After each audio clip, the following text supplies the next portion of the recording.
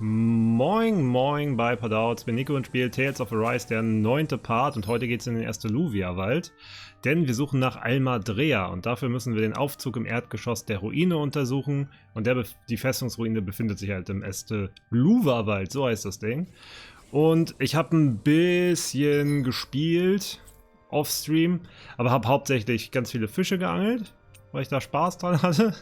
Und habe mir hier die Umgebung angeguckt, da gab es jetzt aber nichts Interessantes, was ihr sehen müsstet. Ein paar Eulen gefunden. Ah ja, ich habe ein paar Eulen gefunden. Die haben gesagt, ich soll nochmal zum Eulenwald gehen. Ich glaube, das mache ich jetzt einfach mal schnell. So, hallo Lüdke, hallo Hale, hallo Felix, nochmal offiziell. Oh ja, guck mal, hier geht irgendwas ab. Ah, das sind die Besten.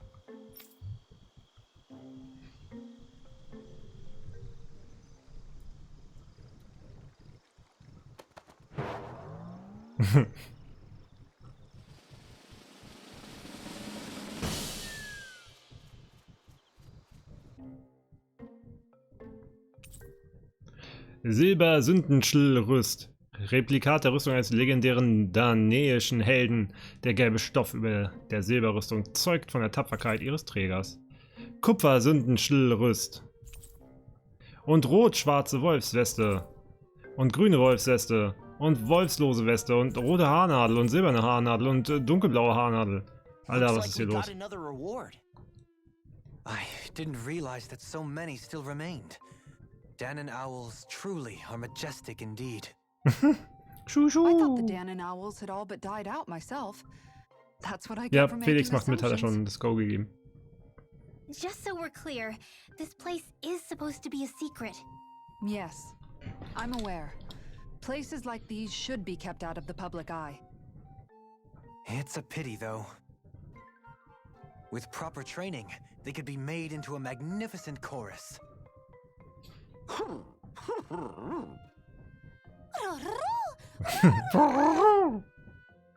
What are they hooting about now? Alfred and Shion can interpret for us, right? Huh? Oh, no, I mean, it was just a lucky guess last time. Yeah? Maybe you'll be lucky twice. Go on, give it a shot. Really? Well, if you say so. Let's see. Listen to them. Are they really up to the task? What do you mean? You're the one who put them in charge.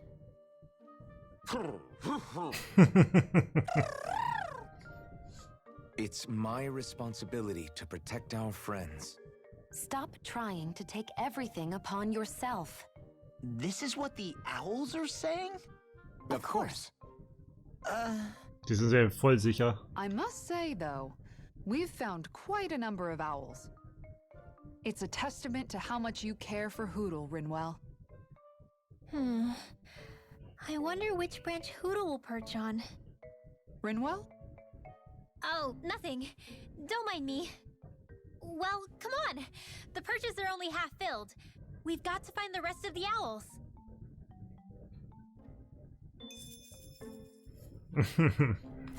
Oh Mann. Oh, gut, dass ich ihn nochmal angesprochen habe. Das war eine wichtige Information. Mann, die sind so scheiße süß. Guckt sie euch an. So, da ist noch Platz. Oh, da habe ich nicht so viele. Warte, was? Diese Stange scheint voll zu sein. Und dann habe ich doch alle im Eisgebiet. Oh ja. Habe ich auch voll. Ich mag diese Brille vorne, ne? Oh Mann. Ach ja, hier links die Brille, die habe ich neu gefunden. Also die, generell die ihr hier seht. Die Engelsflügel und so. Anfangs hat er sie gehasst. Ja, Halle, du hattest halt recht, ne? Du hast es ja, glaube ich, in dem einen Stream auch schon gesagt. Warte. Warum schlägt Hudel an? Einfach nur so, oder?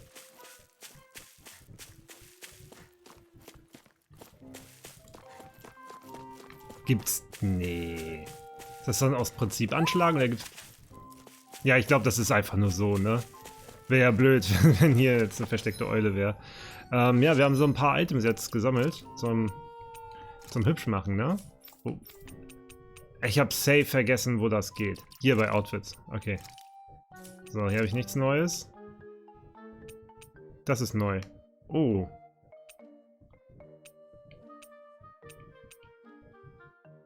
Was sagt ihr? Also ich bin ja eigentlich immer Team Blau. Aber wir können natürlich mal... Also das finde ich halt am langweiligsten, glaube ich. Ich bin mir nicht sicher. Ich finde sie alle cool. Bist du Team Kupfer? Das hier? Das passt zumindest zum Schwert, ne? Weißt du was? Ich renne mal so rum, mal so rum, mal so rum. Jetzt machen wir einmal das. So, was habe ich hier neu? Eine rote Rosenhaarspange. Engelsflügel. Ist das nicht süß? Nee, eigentlich nicht. Teufelsflügel, nee. So ein Hundeschwanz. Will ich, glaube ich, auch nicht. So eine Urlaubshudelpuppe. Retro-Sonnenbrille. Ja, nee. Da. Ich finde, das passt perfekt zu Alphen. Das ist aber nicht Kupfer, Dude. Warte. Das. Ja, du hast absolut recht. Du hast absolut recht. Ich habe einfach nicht gelesen, ne? Ich habe nach den Farben gegangen. Hier ist nichts Neues. Adelspurpur. Ich lasse sie so. Dann passt sie auch noch besser zu Alphen. Ist hier was Neues? Oh ja, der Pferdeschwanz. Ist das jetzt anders? Na gut, dann hat es hier oben nicht mehr das Gewusel, aber ich finde das Gewusel mag ich. Das will ich behalten. So, was hat sie denn eigentlich? Wolfsohren? Nö, da pimpe ich nichts. Waffenskin machen wir nicht. Eine andere Frisur wäre ja mal sexy gewesen. Okay, bei ihr habe ich nichts. Was gebe ich ihr denn? Gebe ich ihr irgendwas? Will ich, dass sie irgendwas hat? Dämonischer Schwanz? Nein, ach, ich weiß nicht, irgendwie finde ich sie so gut, wie sie ist. Für ihn haben wir was Neues, glaube ich. Okay, was sieht da anders aus? Ach, das ist der Scheiß ohne Wolfskopf? Nee. Mit dem Wolf-Ding ist doch voll geil. Oh ja, hier, guck mal. Rot-schwarze Wolfsweste. Das sieht scheiße aus. Rot-schwarz. Gegelte Haare. Ja, hast du recht. Natürlich welliges Haar. Nee, ist auch nichts Neues. Naja, sie hat natürlich auf einmal richtig 1000. Echt, wow. Oh ja, die Haarnadel ändert sich ein bisschen. Ja, komm, rot. Passt zum Team. Team Rot jetzt. Wie sahen die anderen nochmal aus?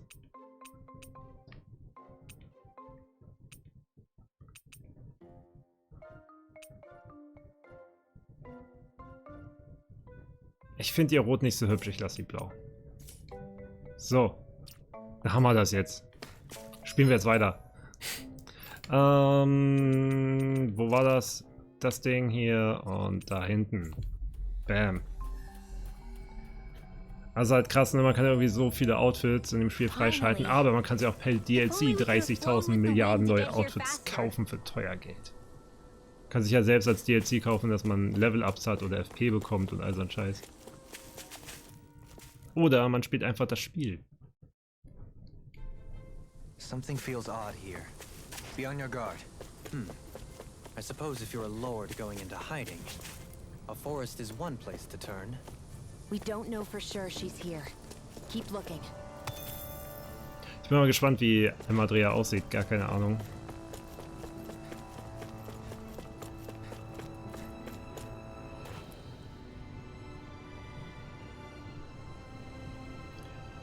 Wie es aussieht, steht dieser Aufzug still. Verdammt, was haben wir Renea bloß damit gemacht? Wir kommen hier nicht weiter, wenn wir keinen Weg drumherum finden. Warum schauen wir uns nicht mal um, ob wir was Nützliches finden?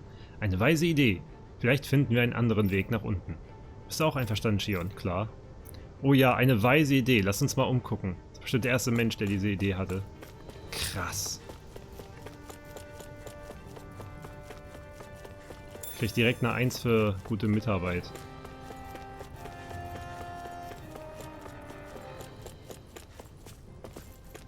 Oh, da habe ich was gesehen. Eine Kartoffel. Ja, geil. Liegt da einfach eine Kartoffel rum.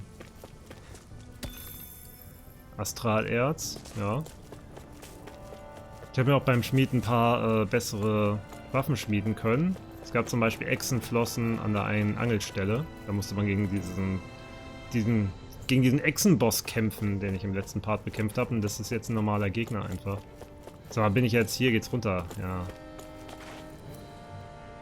Scheiße. Kein Fallschaden. Das ist hier Blighttown. Ne, ich keinen Fallschaden habe, das kann ich auch so machen. Ich hasse das ja übrigens, wenn Maps so vertikal sind, bin ich gar kein Freund von. Kann ich denn so einen Move machen hier? Nee, natürlich nicht. Okay. Am Ende dieser Map hast du aufgehört. Oha. Wie ist denn das? Musst du jetzt weiterspielen? Bevor du mir wieder zugucken kannst? Ah ja, da ist, geht's questmäßig weiter. Dann gucke ich natürlich hier rein. Hallo, ihr Gegner.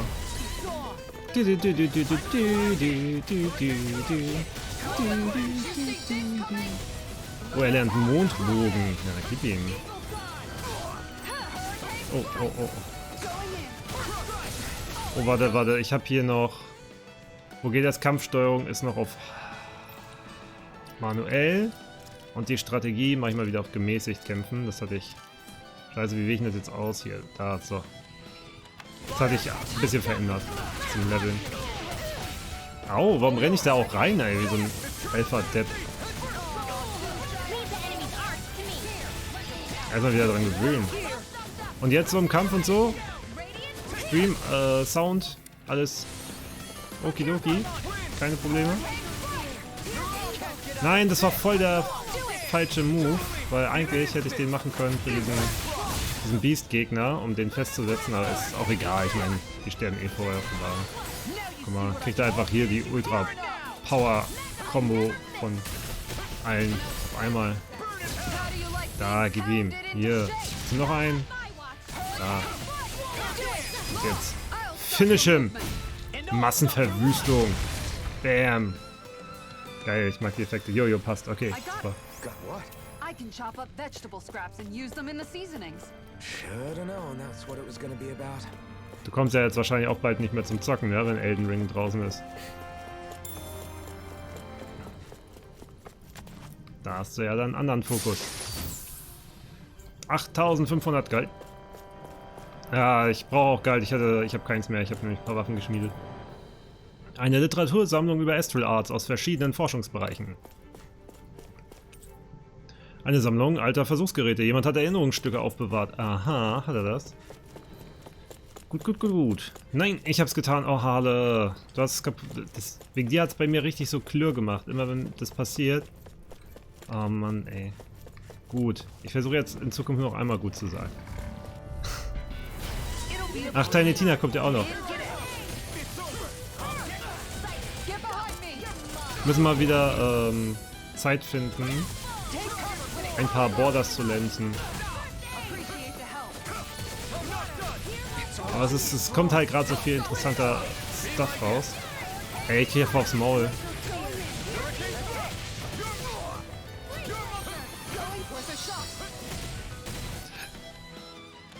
Wie ist denn mein Team aufgestellt? Ja, mein Team ist echt gut aufgestellt. Au.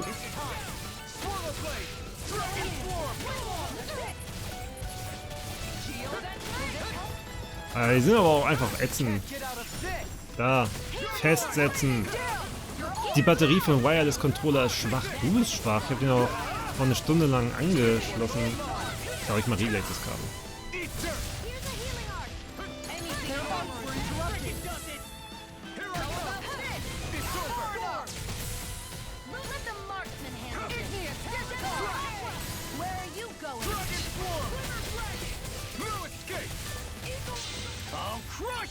Oh ja, er ist immer sehr zuverlässig.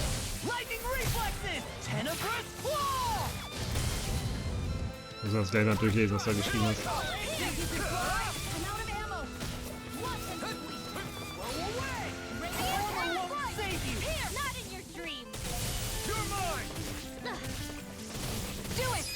Yes. So. Ja, ich werde das wahrscheinlich nicht zum Release spielen, weil da jetzt einfach zu viel kommt. Also generell bin ich schon interessiert, aber ich bin nicht 60 € Neupreis interessiert. Oder 70. Okay, stellt AL nach Ausführung eines perfekten Ausweich- oder Abwehrmanövers wieder her. Ja, cool. Marie, darf ich dein Kabel? Wo ist denn deins? Na, ich habe jetzt hier gerade nicht die Möglichkeit. Da ist es doch. Ja, okay, wo schließe ich das jetzt bitte an? Na, ich brauche das Typ C, was an deinem Handy ist. Ach so. Ja. Diskutiert Marie hier. Hält den ganzen Verkehr auf. Ich glaube das nicht. Dankeschön. Weißt du, du meinst jetzt Nein, meinte ich nicht. Ja, das kannst du doch. Ja. You can really make weapons with this? So. Tiny Tina Sonntag, dann wird's endlich ein guter Sonntag. Ja, guck mal, Felix, dann kannst du regelmäßig sonntags streamen und dann hast du sogar jemanden, der immer da sein wird. Sieht aus wie der Generator für einen Fahrstuhl. Den Generator anschalten? Ja. Marie, schlag ihn. Fuß runter. Der Fahrstuhl hält jetzt im Erdgeschoss, so wie im 3. Uk und 4. Uk. Ätzend. Krieg den hier rein. Dann will ich ins 3. Uk.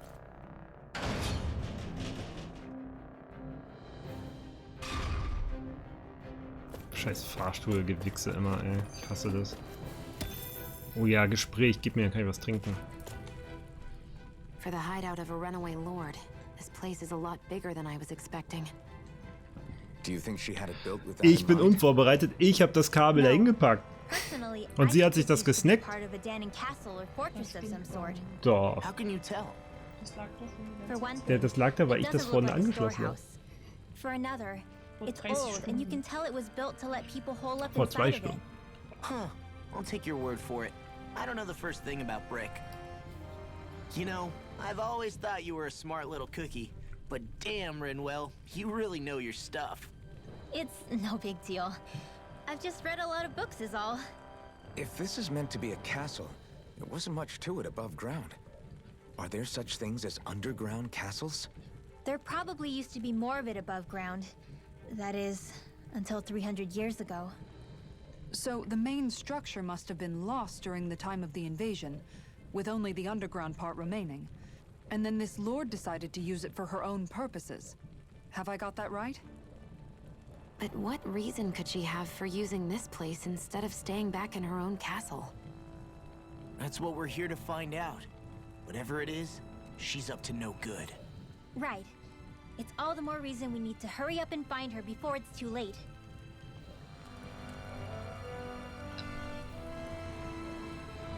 Okay, Felix schreibt, Tiny Tina hat da schon Bock, aber nur alleine mit Harle weiß ja nicht. Also, wirst du denn die Zeit dafür haben? Mit Elden Ring und Stranger of Paradise und Elex 2, falls du Elex überhaupt spielst?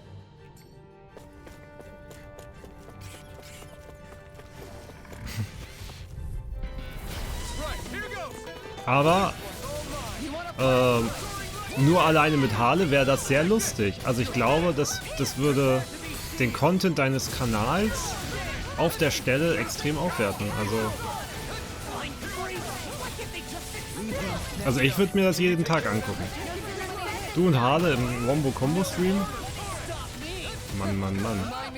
Dann bist du Affiliate nach der ersten Sekunde. Was habe ich den Jungen getan? Ja, oder? Das ist...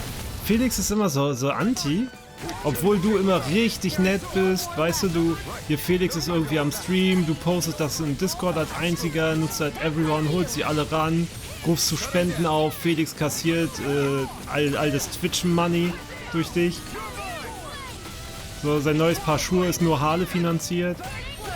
Und dann kommt er immer so und tut so, ja, Harle hat mich gar nicht lieb, der ist ganz böse, ich will mit ihm gar nicht spielen, ich will mir das gar nicht vorstellen, nur mit ihm alleine was zu machen. Ich weiß echt nicht, was das ist, so, ne? Ich hatte auch echt mal das Gefühl, der Junge wäre nett, ne? Aber Felix ist ein Monster, emotionaler Krüppel ist das. Stimmt, jetzt nehme ich ihm die Schuhe weg.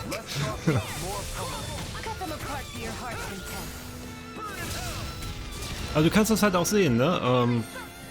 Je fieser er wird, desto schlimmer sitzen seine Haare. Das hat man beim letzten Stream ja gesehen. Der Wuschelpeter.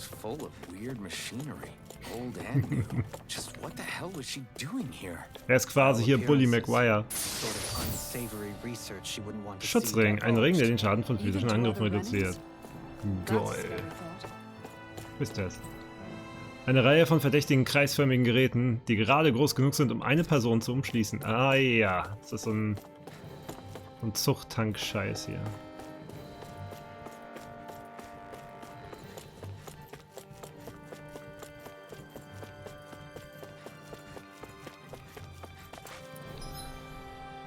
Ja, da muss ich mal lang.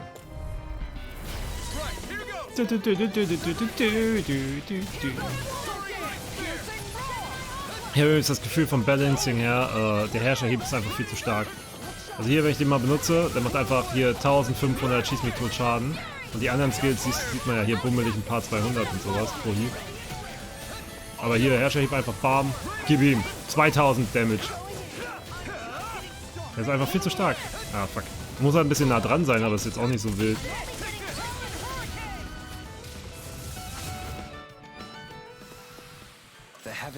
So, was schreibt er hier? Ich kann nicht viel ohne Getnik und Nico. Die sind meine Gesprächsstützen. Es liegt nicht an dir, sondern an mir. Das Ding ist, weißt du, du musst ja das Gespräch nicht führen oder so. Harle tut es. Weißt du, der hilft dir da schon. Der ist so interessant, dass du dir ja gar keine Mühe geben musst. Das fließt einfach nur. Das ist einfach nur Angst hast du. Lass es zu. Lass es geschehen. Lass Harle in deine Welt. Sieht aus wie der Generator für einen Fahrstuhl. Den Generator anschalten? Aktivieren.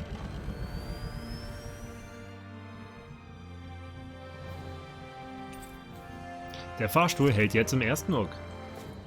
Also ich weiß eh nicht, ne? So eine Dungeons sind weder cool, noch clever oder durchdacht. Die sind einfach tedious, umständlich, nervig. Es denkt sich doch keiner so vieles OG ist, wo ich angefangen habe, ne? So, boah, ey, erinnerst du dich noch an den Dungeon mit dem krassen Fahrstuhl? Alter, was eine geile Scheiße. Ja, dieser Fahrstuhl. Geiler Fahrstuhl. Achso, ja, okay.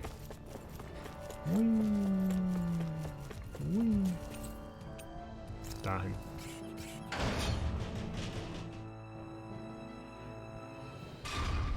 Nervt mich halt einfach in jedem Game so Müll.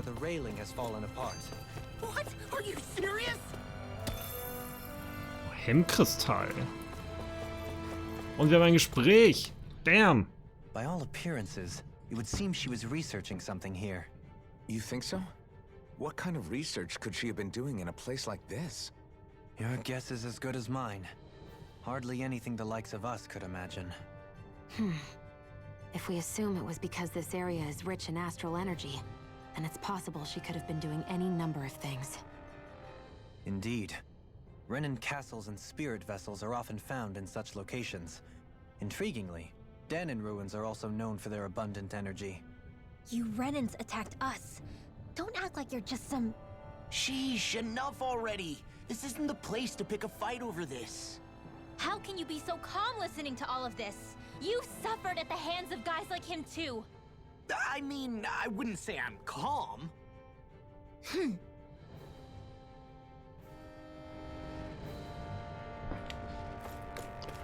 Okay.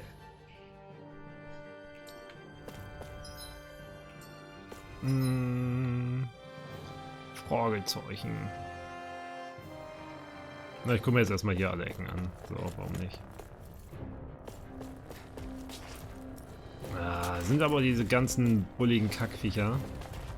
Ich hoffe, ich komme hier halbwegs gut durch mit meinen HP. Weil die haben mir schon ordentlich was abgezogen, ja? Ich meine, ich hatte ein paar orange... Wie heißt denn das? Ey, wie heißt der Scheiß? Orangengelee. Aber... Der Kack ist halt auch teuer, ne? Also 3000 Geld pro Stück. Und ich bin halt schon ein bisschen knauserig. Oh yes, Insta-Kill. Flammenschwung. Geiler Scheiß. Oh ja, guck mal, den kann ich jetzt festsetzen mit seinem Rankenmist. Herrscher Hieb! Verfehlt! Herrscher Hieb! Getroffen!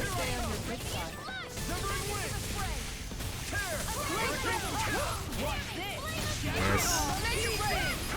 Also aber auch, ne? Diese JRPGs mit ihren Perma-Ausrufen von ihren Scheiß-Moves.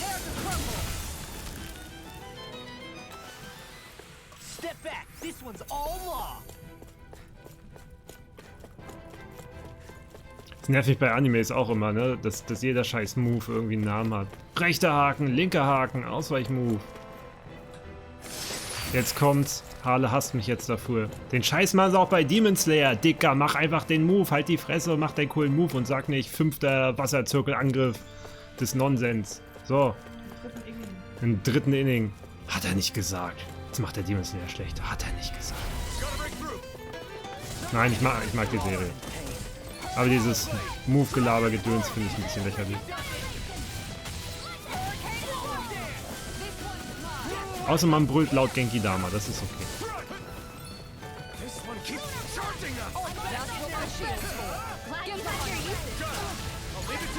Wenn du es aussprichst, ist es stärker. Ja, stell dir das mal, weiß ich nicht, ey, beim Boxen oder beim Fußball vor oder was. Ich meine, ich habe keine Ahnung vom Fußball hier. Linker Vollspann ins Triangel vom 9. Inning. Bam!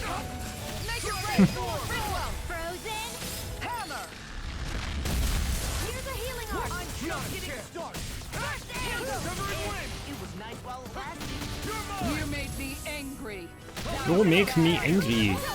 Ja, du machst mir auch angry. Schlag. Windhieb. Heilung. Flammensturm. Ich hoffe, Elden Ring kommt rechtzeitig. Ah, es fühlt sich geholt. Physisch.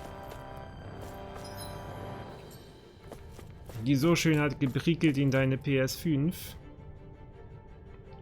Ist das so ein...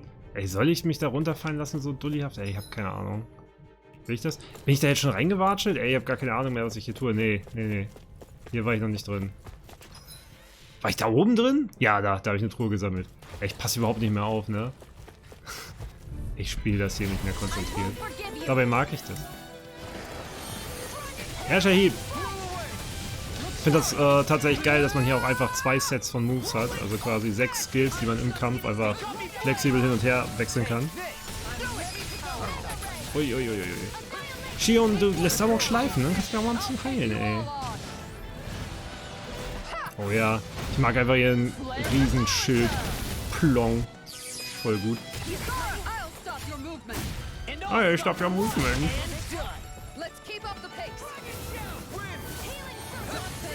Oh ja, sowas habe ich gebraucht. So ein Healing Circle. Oh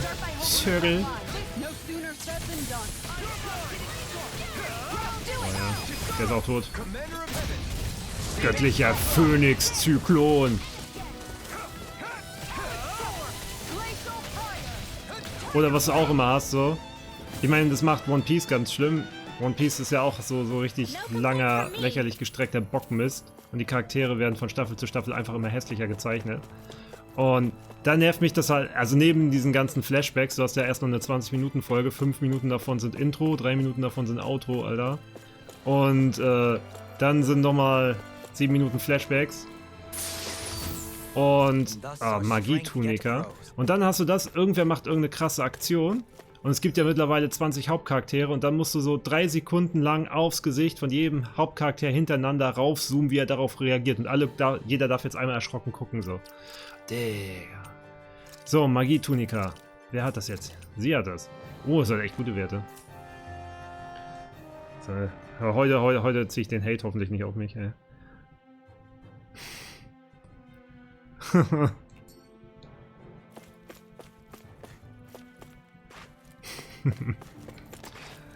Okay, mal hier mal weiter. Ach ja, jetzt rennen wir wieder als Alphen rum. Mir ist aufgefallen, im letzten Stream waren wir die ganze Zeit irgendwie Shion. Jetzt sind wir heute mal Alphen. Was ist das? Was war das? Ich weiß es nicht mehr. Ist mir, glaube ich, egal. Scheiß drauf. Habe ich noch Apfelgelee? Das ist ja so richtig billig. Ja, hier komm. Heilung.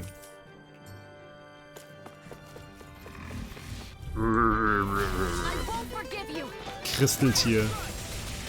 Das ist eigentlich Kristeltier wegen Kristall so, weil das so zackig, weiß ich nicht.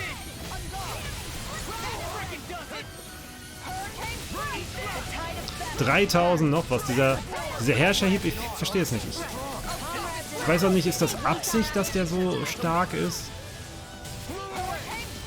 Ja gut, bei dem Gegner ist das wieder nicht so krass, aber meistens macht er halt schon übertrieben viel Schaden. Hier übrigens, das ist ein Move, den mag ich auch, Verwüster irgendwas, ewige Verwüstung, genau, hier hüpft er so hoch und dann macht er so ein paar Steinis. Das ist immer ganz cool bei fliegenden Gegnern, weil da ist meistens Erde irgendwie stark. Mag ich. Guter Move. Macht Spaß. Drachenswarm. Ah, geh mal kaputt hier. Kommen wir ja ein paar Partner-Skills. So. Wir vergessen, wie die jetzt richtig heißen. Booster-Moves oder so. Keine Ahnung. Oh, der ist gleich kaputt, der ist gleich kaputt, der ist gleich kaputt. Mach's gut, Lütke. Cool, dass du da warst und ich wünsche dir einen wunderschönen Abend. Hau rein. Falsche Richtung, hier lang. Schwupp. Was haben wir da? Orangengelee. Oh ja, guck mal hier. Erzington. Eine Opalmasse. Masse. Hühnchen. Ja, da ist noch was. Okay, es liegen Blätter vertreut herum, die voller komplexer Diagramme und Symbole im Zusammenhang mit Astral Art sind. Da steht vertreut. Ich meine bestimmt verstreut, oder?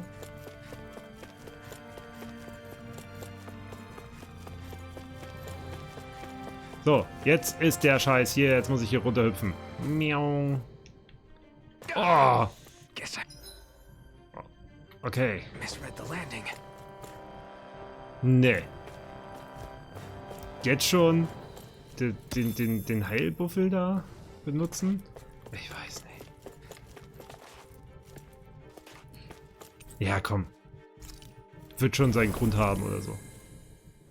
Aber dann machen wir hier nochmal einen Speicherpunkt. Im Zweifel habe ich ja noch genug Gilet, wenn ich es brauche. Okay. Also Almeidrea will ich heute auf jeden Fall fertig machen. Hoffe ich, dass ich sie noch finde. Hemmkristall, Opalmasse. Hallöchen. Oh. There's nobody here.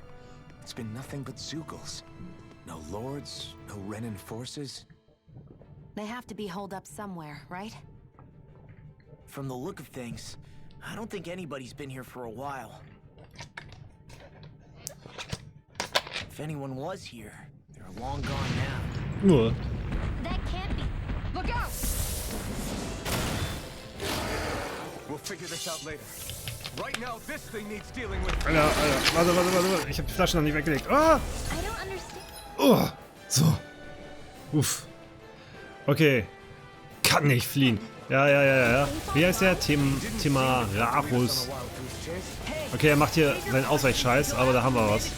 Oh nein! Doch, hat doch getroffen. Und er hat hier seinen Weak Point.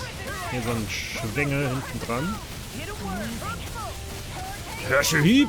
Oh ja, er ist einfach so sexy vom Damage her. Oh, geht weg. Oh, jetzt will er mich. Er kriegt mich nicht.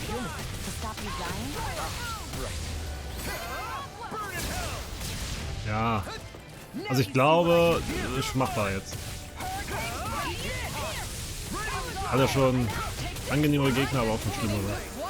Oh ja, der Kern ward gebrochen. Erstmal hier ordentlich ausnutzen. Geben ihm den Damage. So, jetzt kann er wieder ausweichen. Machen wir weg. Yes. Jetzt hat er halt keinen Schwachpunkt. Das ist ein bisschen unsexy, aber naja. Boing.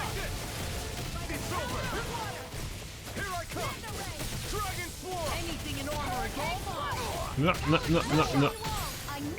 Knall die ab. Oh. Oh, sein Weak Point ist zurück. Was ist das? Was? Flammentornado. Oh, hab ich das schon mal gesehen? So, Shion muss noch ein bisschen heilen jetzt. Oh, fuck. Ich glaube, ich heile mich einmal selber. Pfirsich-Gelee aufhören.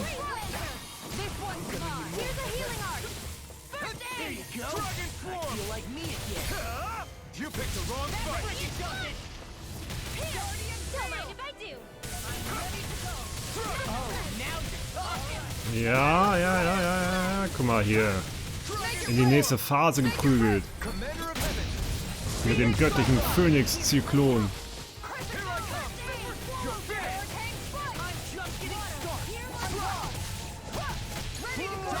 Ah, fuck.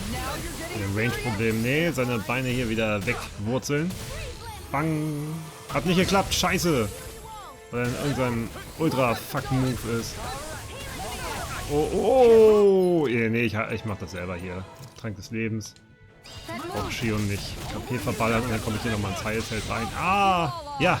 Gib ihm. Mystische Arzt. Overload. Fackelzerstörer. Ja, zerstör mal seine Fackel. Hier wird das aktivieren. Ja! Wow. Gerade so ausgewichen.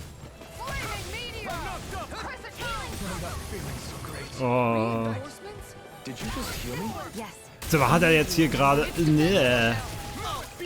Warum ist denn hier so ein Scheiß? Jetzt ruf doch nicht deine Buddies. Er ist alleine schon ätzend genug, ne? Ganz ehrlich. Und auch die sind alleine ätzend genug. Nee, muss ich schnell loswerden. Gar keinen Bock drauf. Oh, Alter, lass mich bitte. Lasse mich! Oh, scheiße. Gelee aus Pfirsichen.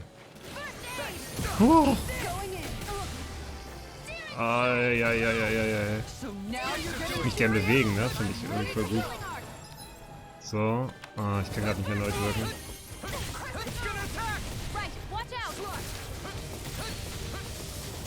Oh Mann. Okay, I bring you back, hat sie gesagt, also belebt sie gerade schon irgendwen, aber dann kann ich sie mal heilen.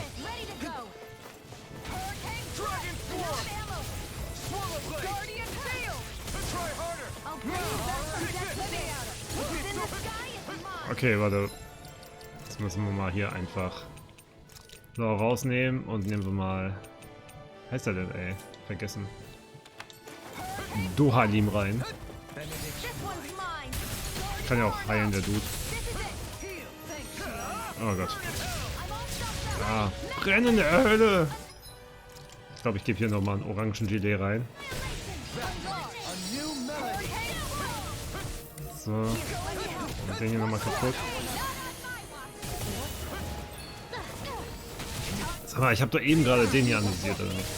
Halbmondblitz!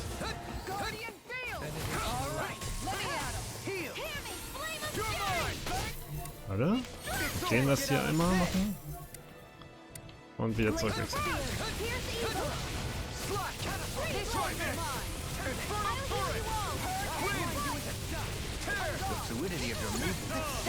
Ah, fuck. Ist gerade Chion gestorben. Finde ich scheiße, finde ich das. Finde ich ja absolut nicht okay. Na gut, da haben wir ja einen Trank des Lebens. Oh, Alter, er ist schon nicht der Netteste. Es hat gut angefangen, aber jetzt so am Ende merkt man das, dass er ein bisschen nervt. So. Trank des Lebens hier auch nochmal auf. Lol.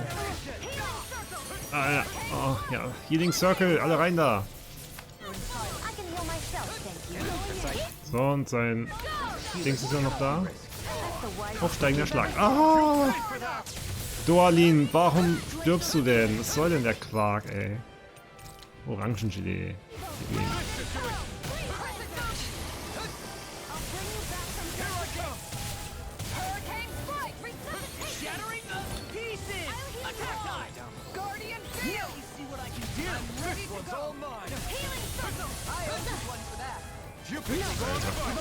Wo ist der Circle? Oh ja, jetzt hier auf den Schwengi.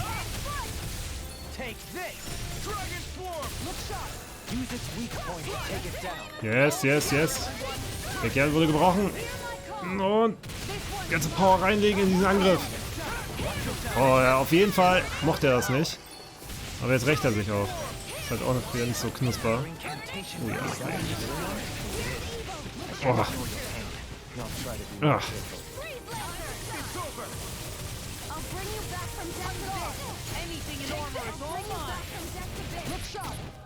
Dualim, warum bist du denn tot, Mann? Ey, du bist doch einfach kacke.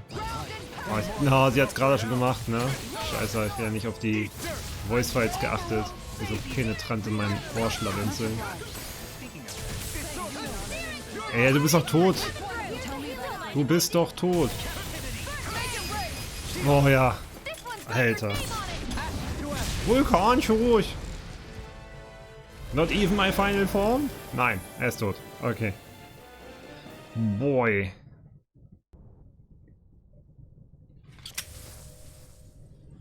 So much for finding the Lord.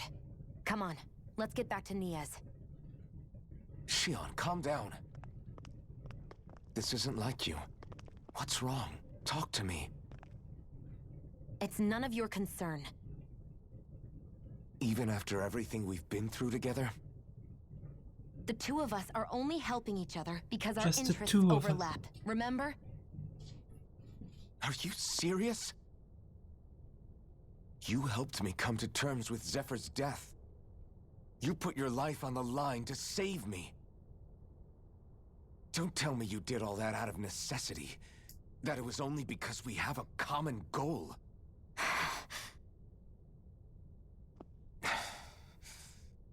Fine. Huh? You don't want to answer? Then I'll do whatever I like from now on, too. Clearly, I'm just bothering you.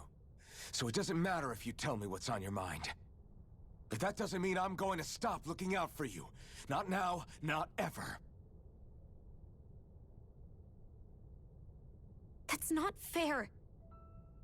Why can't you just leave me alone? You don't know the first thing about me. But I do. I know you care about the pain of others. You care, Shion. That's why I want to help.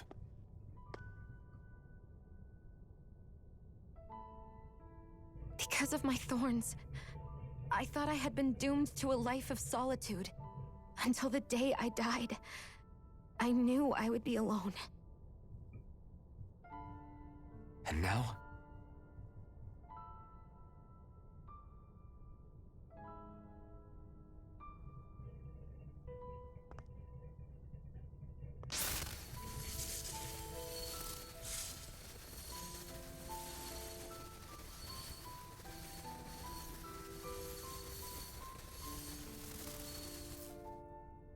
The truth is, I'm trying to end my curse and get rid of my thorns. Get rid of? There's a way to do that? Really? I'm not completely sure. All I know is there's a chance. But that's the reason I need the Renis Alma. The Renis Alma? The Master Core to end all Master Cores. It is bestowed upon the winner of the Crown Contest, the new Sovereign, as proof of their victory. It must be assembled from all 5 Master Cores. That's why taking down the Lords is so important to you. But Shion, you're not in this alone. If there's a chance we can rid you of your thorns, I'll be by your side the whole way. That includes us, right? Like it or not, you're going to have to get used to relying on us every now and then. What kind of friends would we be otherwise?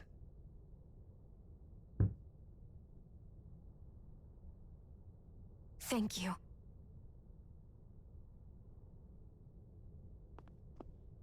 Danon Liberation and the Renis Alma. Looks like we've got our work cut out for us. If we have any hope of finding this Lord and their Master Core, we start by heading back to Niez. Man, who would have thought we'd ever get thanked by Shion? Sounds like someone wants me to grab their arm. I'm joking! Damn, you're scary sometimes. Shion's not scary at all. Alphen. I'll just, leave you two alone. Schuppenkristall. Yeah. Geht hier ab. Teil einer Maschine. Sieht so aus, als hätte jemand bereits die wichtigsten Komponente entfernt. I can't believe this. To think they would give us a bad lead like that. Where could that Lord actually be? Beats me. That said, there's no point wandering around aimlessly trying to look for her. We should head back to Niez for now. What's wrong, Kisara? Oh, I was just thinking about what it meant for there to be castles here on Dana. People build castles to protect things that are important for one reason or another. But not simply that. They're also used to project a ruler's power. So what you're saying is, even before the Renans invaded, the Danans were still being ruled over. It was just by other Danans. That's most likely the case, yeah. Though who knows how they led their people. But after seeing Deadeye, I can't picture them being all that benevolent themselves. What if it's in everyone's nature to rule over and control others? What are we supposed to do about that? If it really is in our nature, then no. All that means is we have all the more reason to fight it. That's all there is to it. Also, es hieß ja jetzt eben, ich soll wahrscheinlich nach Niez zurück. Guck mal hier, kehre nach Niez zurück. Ich gucke mir aber noch die anderen 2 Ebenen von dem Dungeon an. Also, wenn du rauchen willst, ist jetzt die perfekte Chance dafür. Ich meine, atmen willst du ja, atmen. Das dauert bestimmt noch seine 5 bis 10 Minuten. Gib ihm! So, wo komme ich jetzt hier eigentlich? Ah, hier kann man rüberlaufen. Genau, dann gucke ich mir nämlich noch die beiden Ecken hier an. Oder hatte ich mir die schon mal angeguckt? Ich muss mal eben... Jetzt verliere ich nämlich langsam den Überblick. Nee, guck mal, hier war ich noch nicht. Pferdefleisch. Und Weizen.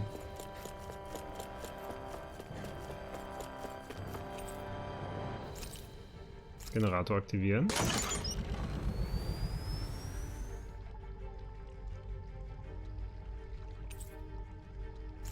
Okay, jetzt hält der Generator der Fahrstuhl in allen Etagen. Haben wir das auch. Ja, ist ja cool, Gegner und so, aber ich habe halt auch nichts mehr zu heilen hier wirklich, ne? Ja, komm, ein Orangengelee hau ich jetzt rein. Okay.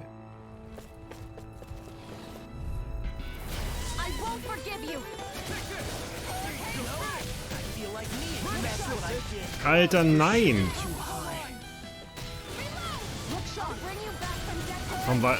Hatte ich so wenig Health? Ja, die machen halt aber auch bestialischen Schaden, ne? Die sind einfach nicht so nett.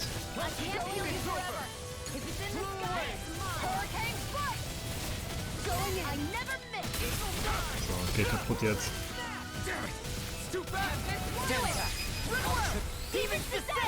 Ich will halt auch jetzt für die ganzen einfachen ja, was heißt einfach, aber für diese Zwischengegner halt nicht alle meine Items verballern, ne? Weil die brauche ich definitiv dann, wenn jetzt so ein Dungeon kommt oder ein Boss oder so, dass ich da irgendwie eine Chance habe, weil ich habe jetzt auch nicht mehr so viel Geld. Und im Stream will ich jetzt auch nicht unbedingt ewig farmen. Ah Gott. Kann man die irgendwie umgehen?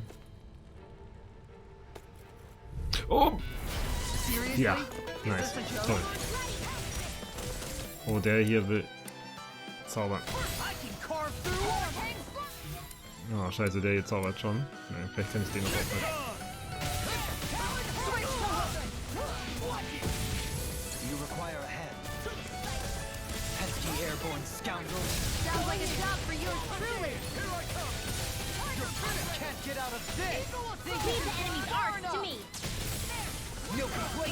Ja. Ich meine, die gehen zumindest schnell kaputt. Das ist halt nicht schlecht. Erster Hieb! Er ist so stark. Genau. Und das Ding macht hier halt kritischen Schaden, die ewige Verwüstung. Dann kriegt man die dann auch ganz gut hin. Ja, komm. Holen jetzt mal wieder hier aus der Luft weg.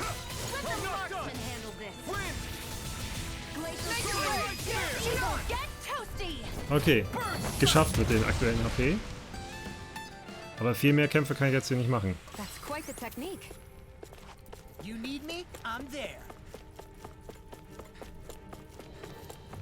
Ich weiß auch nicht, was in der zweiten Etage dann abgeht gleich.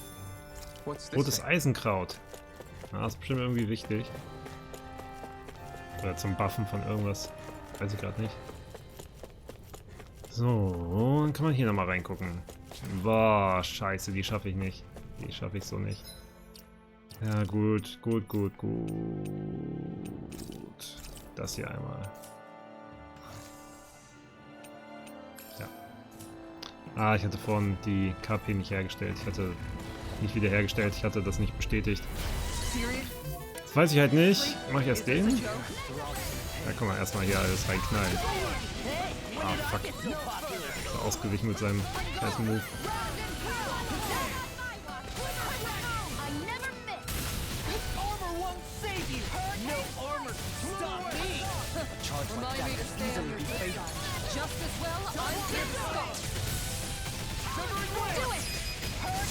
Yes, der ist schon mal kaputt.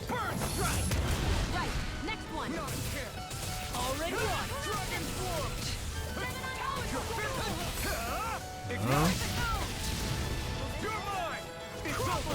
Das ist halt auch, ne, ich kann es mir zwar nicht erlauben, alle meine Heilgegenstände aufzugeben, aber ich kann es mir auch nicht erlauben, nicht ein paar Kämpfe zu machen, ne? Also ich brauche halt auch die Erfahrungspunkte. Oh Gott.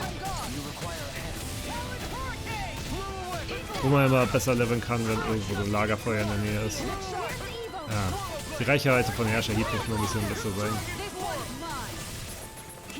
Ja, fuck. Gerade waren meine AL alle.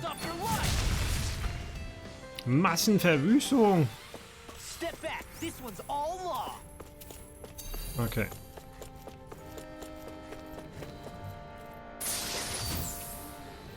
Harte sphärische Hülle. Eine Aufzeichnung eines Experiments, bei dem Zeuge verwendet wurden. Irgendwas daran verschafft hier Gänsehaut. Na, nicht cool, nicht cool.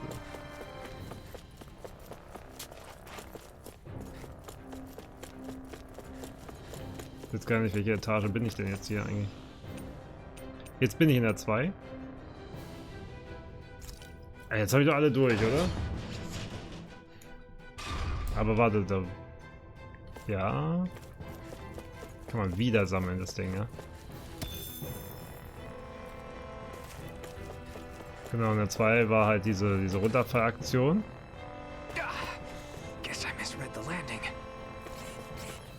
Sind die respawned? Die sind respawned, hier war ich definitiv schon. Okay. Dann würde ich mal sagen, es sieht so aus, als hätte ich den Ort gecleart. So, nochmal schauen. Das war oben. Hier waren wir auch. Hier waren wir auch, überall. Ja, würde ich sagen, waren wir auch. Überall. Hier sowieso. Gut. Dann verlassen wir den Ort. Aber ich gehe erstmal nochmal zum Adansee. Weiß ich nicht, da zum Händler. Außerdem müssen wir noch warten, dass Harle wieder zurück ist. Nicht, dass er da Main Story verpasst. Das wäre jetzt gemein. Dementsprechend gehe ich jetzt nochmal hier ins Lager. Filme mich auf für das Gespräch. Vielleicht angel ich noch einen Fisch. Gucken wir nochmal einen Buff. Oh, warte, hier, die Macht der Gewohnheit. Das gucken wir uns an. Dohalim, your spare bracers were getting dirty, so I polished them up along with the rest of your equipment. Why, thank you, Kisara. I greatly appreciate that.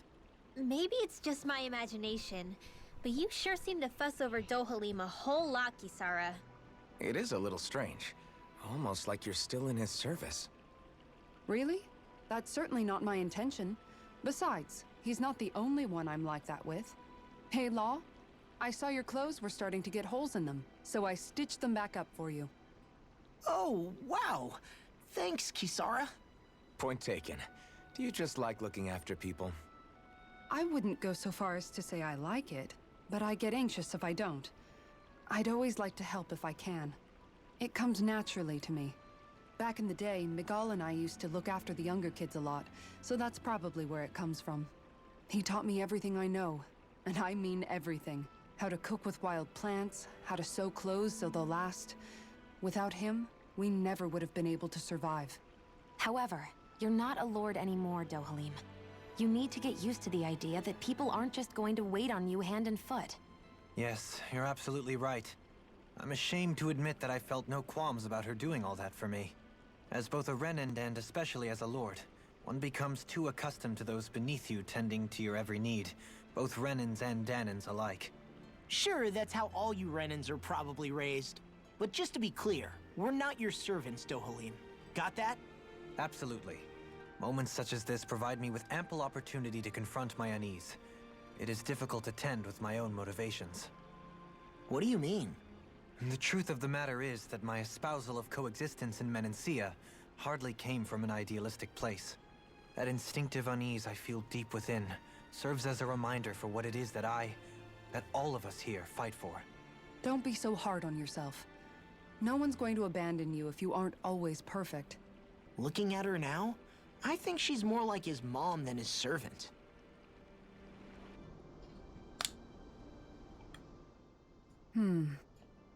What's up, Kisara? You look concerned. Oh, no, it's just... I'm looking at our finances and they seem to have taken a nosedive. I don't remember us making any big purchases, though. Ah, that may be because I borrowed a small amount to purchase something the other day. I don't think you can call spending more than half of our money a small amount. Half? Dohalim, what the hell did you buy? As it so happens, I came upon a rather special object that I've long been searching for. Are you talking about that junk? I mean, that unique-looking trinket you're holding? Whoa, is that a... Indeed. It is a lost artifact from ancient Danan times. Most likely, it was used for some sort of rite or ritual. Ever since we Renans conquered Dana, such objects have been disappearing. I simply want to do my part to help preserve both our people's storied histories. Well, if it's to preserve Danan history, then I guess we can maybe look the other way. Just this once? I don't know. Why spend money on something that won't even keep us fed? More to the point, we all contribute to that money. I don't like the thought of anyone dipping into it without saying anything. You must understand. Had I let that opportunity pass me by, I'd never have come across this item again. Dohalim, maybe no one taught you that money doesn't grow on trees. I may have been a lord, but I realize that much. It's not enough to simply realize it. You have to internalize the concept too. Even after all this time, you still have no real sense of money. Our funds aren't your personal wallet. We camp outside and eat grass for dinner to try and stretch every last gold we have. You never know when we may need it. I don't think we're so poor that we have to eat grass or anything. Shut up, Alphen. Shutting. Let's just agree to not spend too much or be too thrifty for our own good.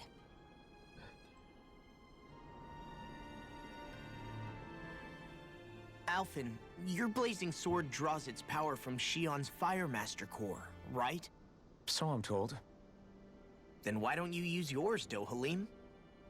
You mean my Earth Master Core, yes? Yeah, I mean, you still carry it around with you, don't you? I do.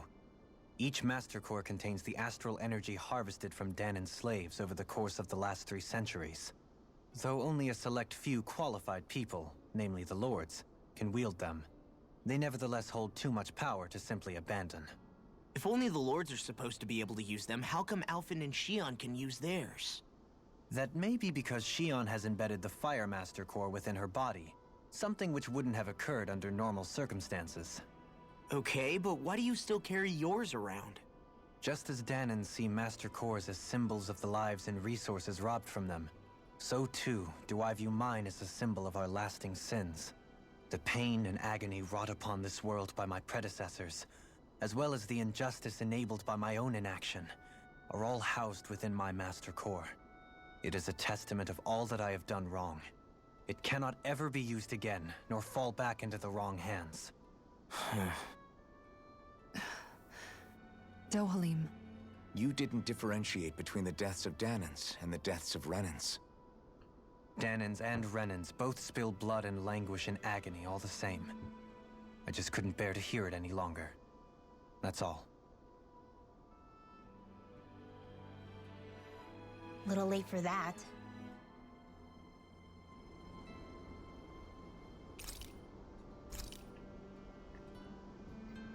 Ja, Harle, ich habe hier extra, ne, Dungeon war fertig und bin einfach ins Lager gegangen, um auf dich zu warten. Weißt du, wer das nicht gemacht hätte? Felix.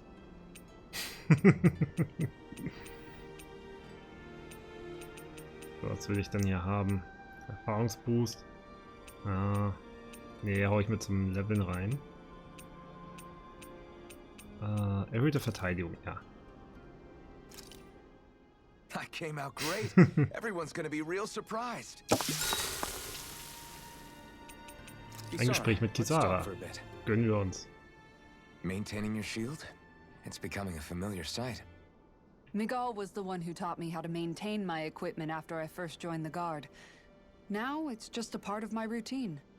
Your brother always seems to come up whenever I talk to you. Ja, und ich war jetzt immer hier komplett bei seinen Kingdom Hearts Streams dabei. He was my idol, the one I looked up to and wanted to be like. When I became a guardsman, Lagiel wasn't too pleased to see me at first.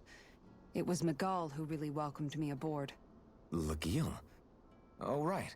She was Miguel's second in the Gold Dust Cats, wasn't she? That's right. She's always been a very critical and down-to-earth person.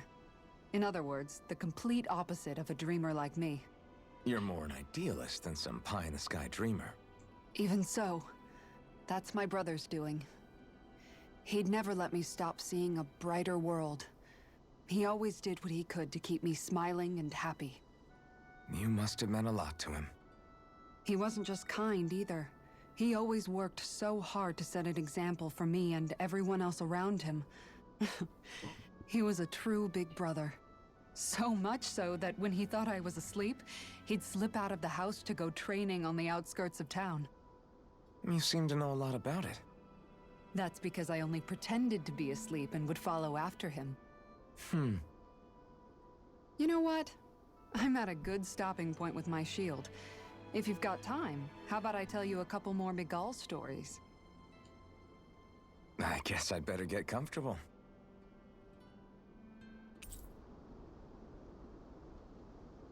Du hast jetzt eine tiefere Bindung zu Kisara.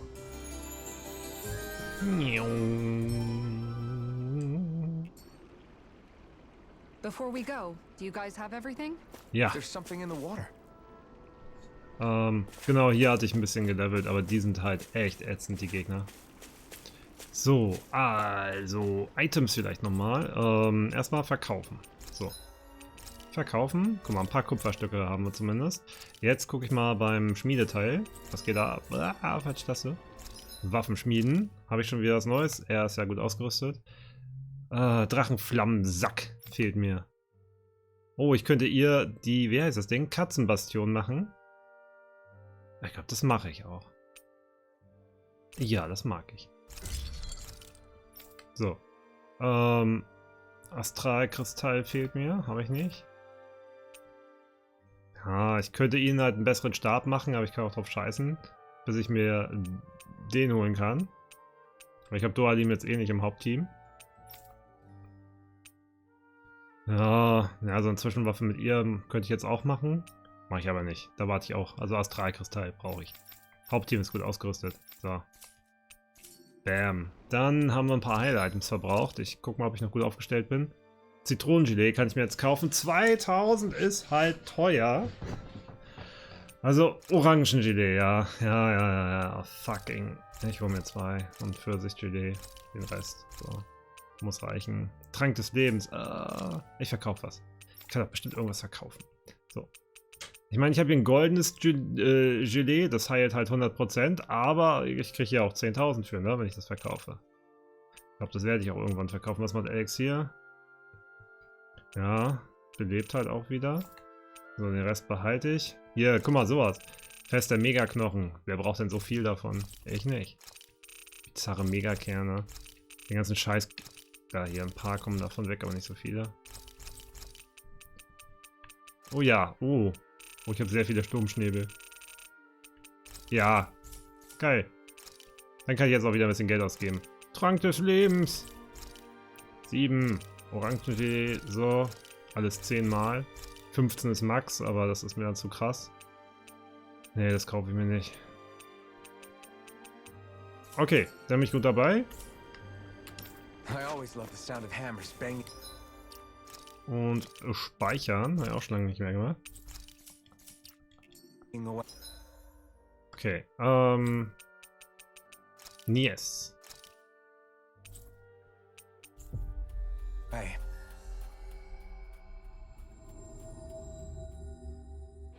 About damn time. Took long enough. But that's... Right. I can't wait. Head on over to the plaza. What's going on? It seems busier here than before. Hey, look! Isn't that Bayfon over there? Ah, there you are. It seems I owe you all an apology. I'm guessing you didn't find the Lord back in the forest, did you? No, but something tells me you already knew that. That I did. Turns out I bit down on some bad intel when I should have known better. Apparently, Deadheim's not as trusting of me as I thought. But why would he feed you bad intel? My guess? He wanted me to lead you all astray. Make sure you weren't sniffing around where he didn't want you to be. While you were off in the forest, I got word that one of our squads captured the Lord. The place wasn't even close to where you were searching. I see. Well, the important thing is that you finally caught her. Did you suffer many casualties? You're not going to believe this, but she didn't even put up a fight. She had no escort either. Well, what about her master core? Was it recovered? Sorry. They only briefed me on the basics. For now, Deadheim's getting ready to make his victory speech out in the plaza. In the meantime, I've been ordered to set up a defense perimeter around the outside of the city. So I'll be out of town for a while. I imagine Deadheim will announce what he intends to do with the Lord during his speech. You'll have to let me know how it goes. Anyway, until next time.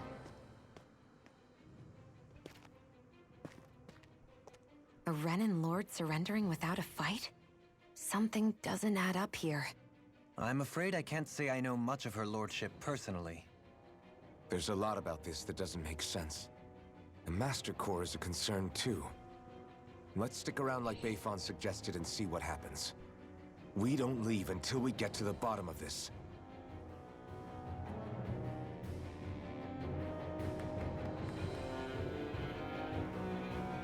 I'm worried about just what Deadheim has in store for Almeidrea.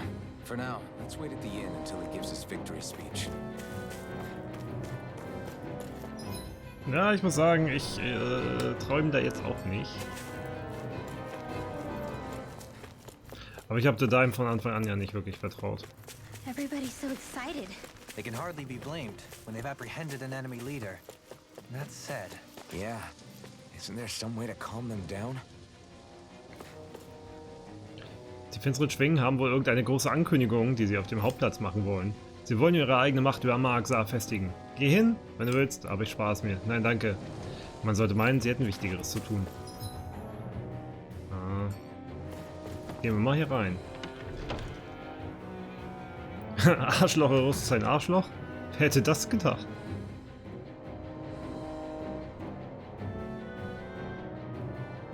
Wenn ihr bis zur Daims Siegesansprache nichts zu tun habt, könnt ihr hier warten. Ich stelle euch gern ein Zimmer zur Verfügung. Sobald es Zeit für das große Event ist, komme ich euch holen. Wir warten im Zimmer, es geht los.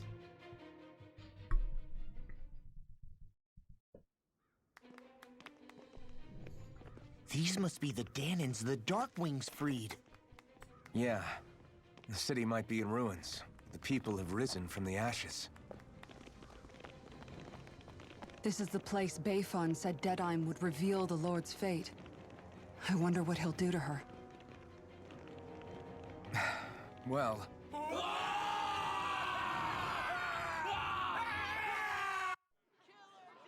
What the fuck? Is that? Yes. It's Lord Almeidrea, Chimera's. Please stop! No good can come of such hatred. Stop or there'll be no turning back.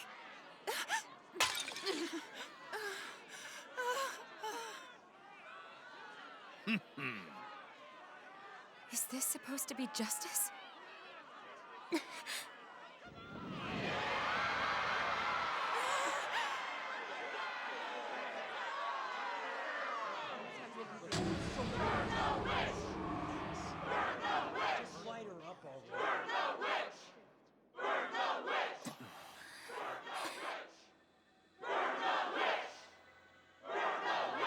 Astral energy?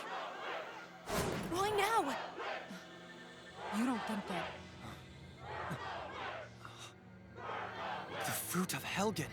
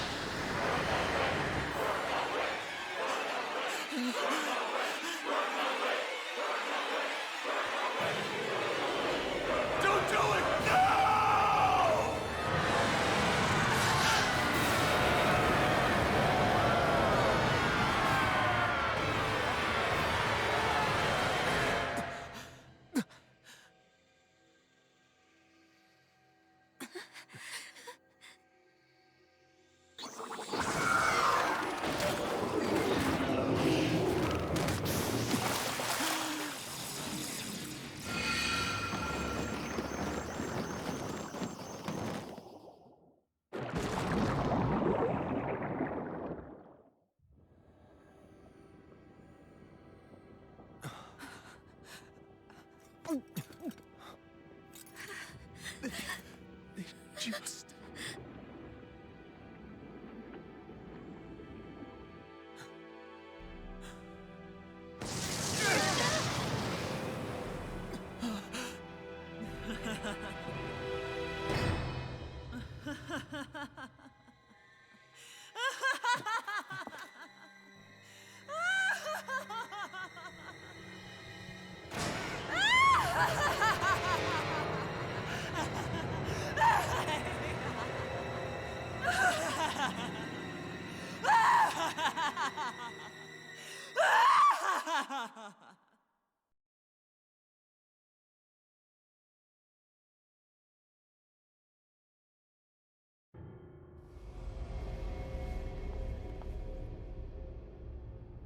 I did warn you, did I not?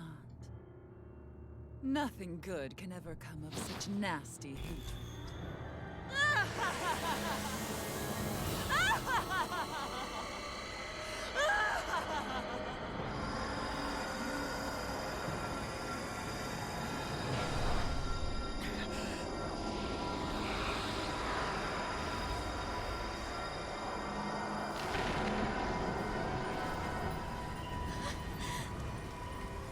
Found you at last.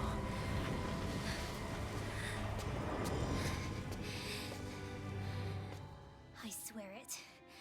I'll make you pay for what you did to my parents! What do we have here? Could it really be the witch from Dana?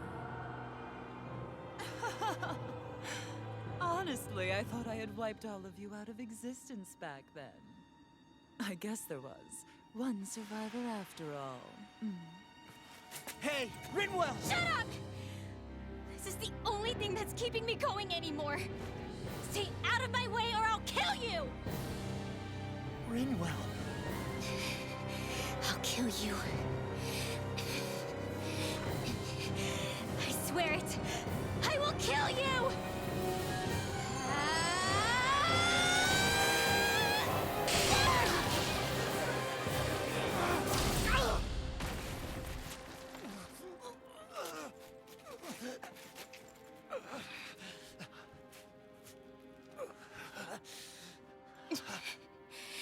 What did you... Why are you defending her? I'm not really sure, you know. But when I look into your eyes, I can't let you do it. What about you? Are you not the one who got revenge for his father? Don't I deserve that as much as you?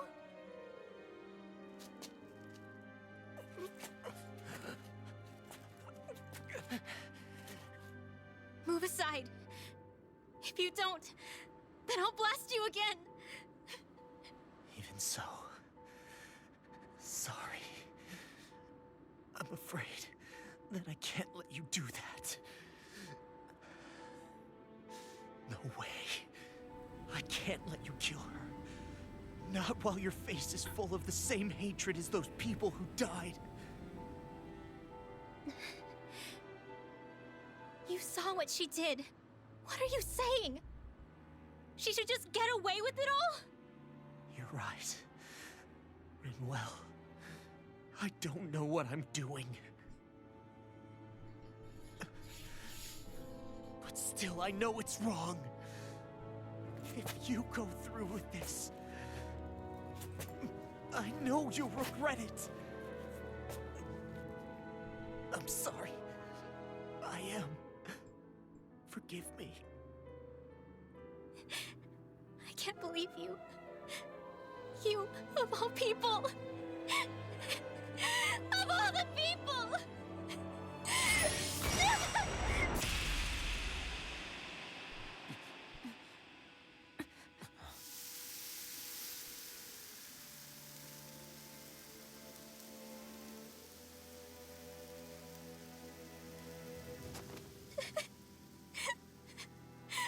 Why did you... Why you lost? Is your little show quite finished? Why, you... For many years of my life, I devoted myself to the study of astral arts. But the knowledge I took from your family was truly enlightening indeed. For that, you deserve a reward. I shall allow you to taste one of the fruits of my labor.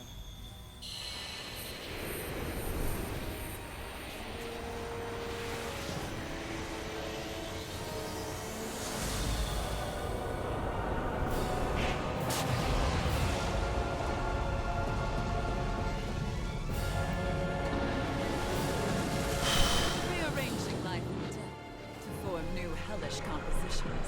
That is what I do best.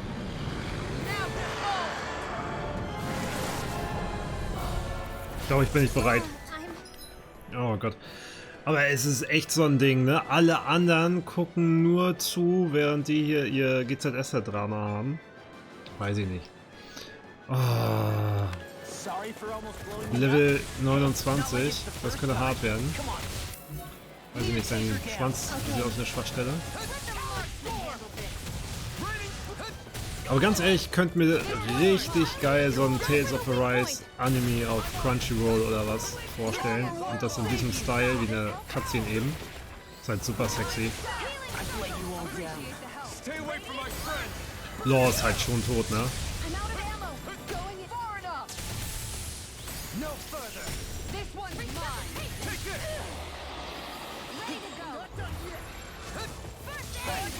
War mir ein bisschen Angst, dass ich halt erstmal diesen, was heißt der, Grinymuk besiegen muss. Und danach noch sie. Da dreht sie auch so ätzend immer. Oh ja, Hade, da hast du einen Punkt, ey. Weißt du, in den Kämpfen reißt Grinymuk nichts, ne? Aber in der Cutscene, uiuiui, hat aber Power.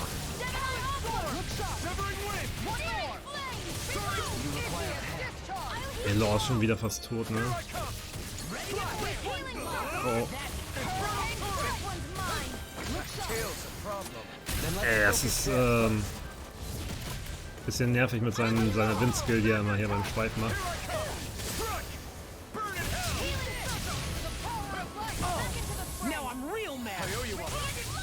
Oh, oh. Hier in so einem Heilding drin mach ich das hier mal. Ah. Na, Law lebt noch, okay, ich wollte schon sagen. Ich glaube, ich heile mich selber. Law wird bestimmt von Shion gleich geheilt.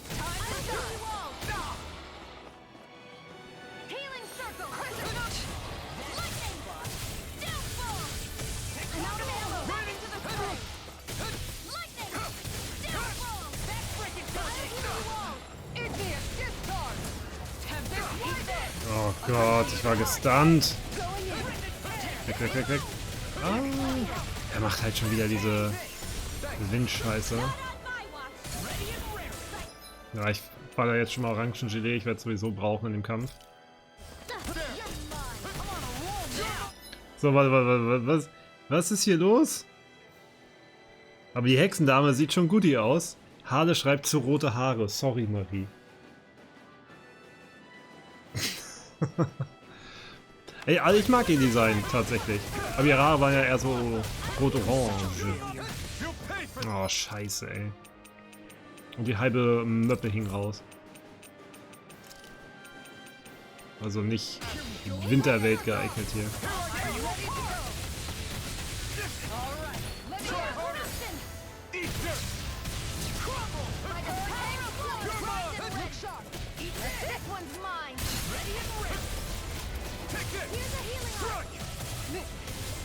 Ich möchte bitte, dass sein Schweif irgendwie abfällt, so Monster Hunter mäßig. Ist Kisara einfach tot.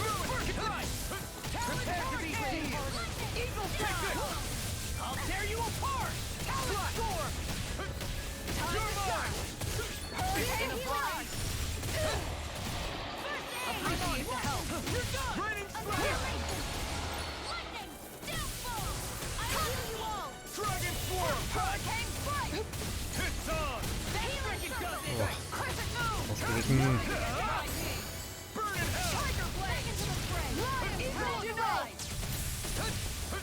Kein Bock, den Kampf nochmal zu machen.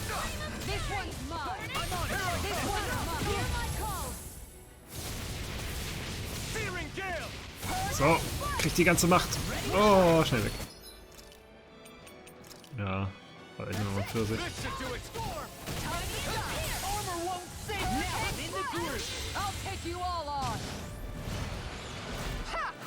Marie jetzt bockig? Nein. Ich habe einmal kurz böse geguckt und dann war auch wieder vorbei. Sie weiß ja, dass du sie magst. Und dass du kein schlechter Mensch bist.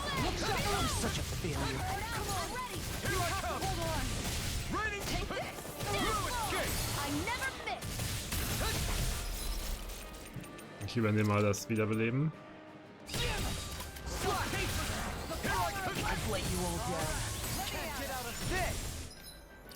Oh Mann. Also in der Cutscene war Grinymuk ja jetzt voll gut, ne? Vielleicht kann sie das jetzt auch so. Gucken. Ah, ich will da rein. Oh Gott, dieser Laser.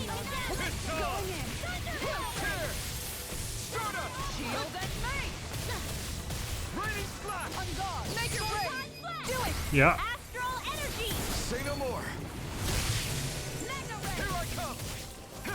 Ich meine, sie geht wahrscheinlich ein bisschen auf Abstand, das kann ich hier gebrauchen.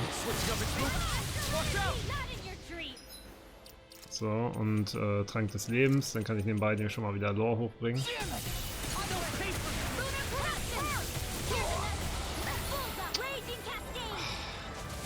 Stun mich nicht.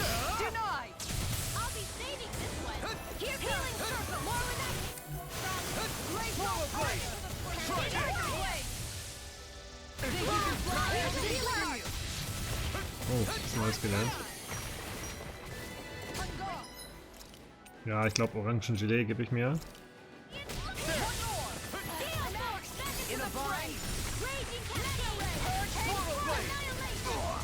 Oh fuck. Das erwischt hat. Scheiße.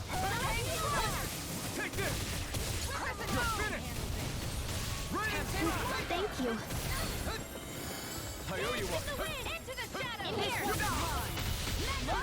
Alter, das ist so ätzend.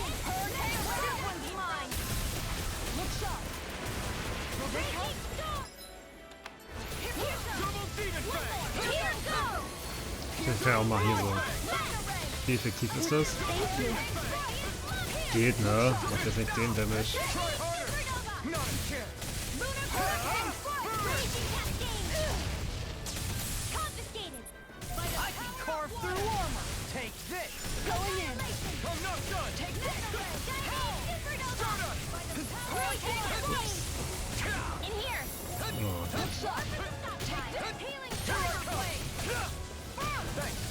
Und dann lebt ja immer noch die Alte. Das ist das Schlimmste. Ich weiß halt nicht, ob die dann einfach so Cutscene-mäßig weggenatzt wird oder ob ich dann hier direkt normalen Kampf danach habe.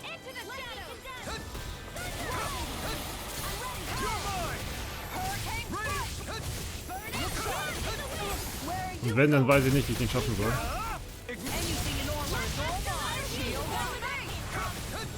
So, seine letzte Phase bricht an.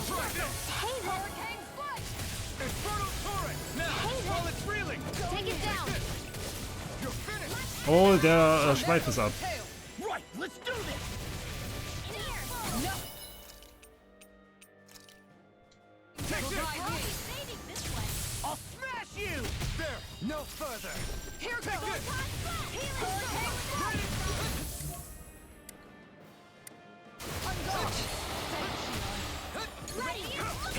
Jetzt wird sein Kopf.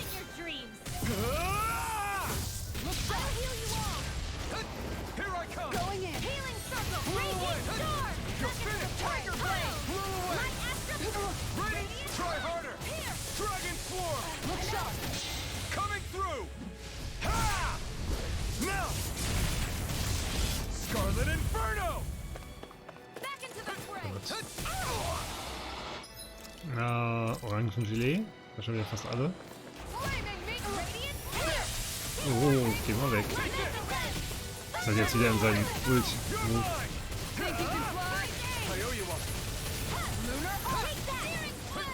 Oh. Ja, jetzt mal wieder Schaden.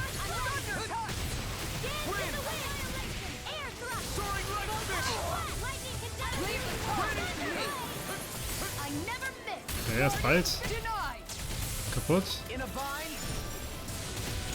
Oh, Kisara erwischt es gerade ein bisschen.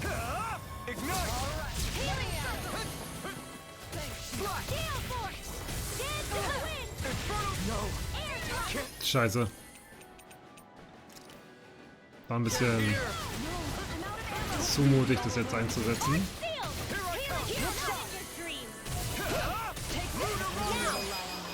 Oh yes. Geschafft. Ja, aber das war's noch nicht. Ich glaube, das war's noch nicht. Schweif ab ist gleich Waffe, ja. Bestimmt gibt's das.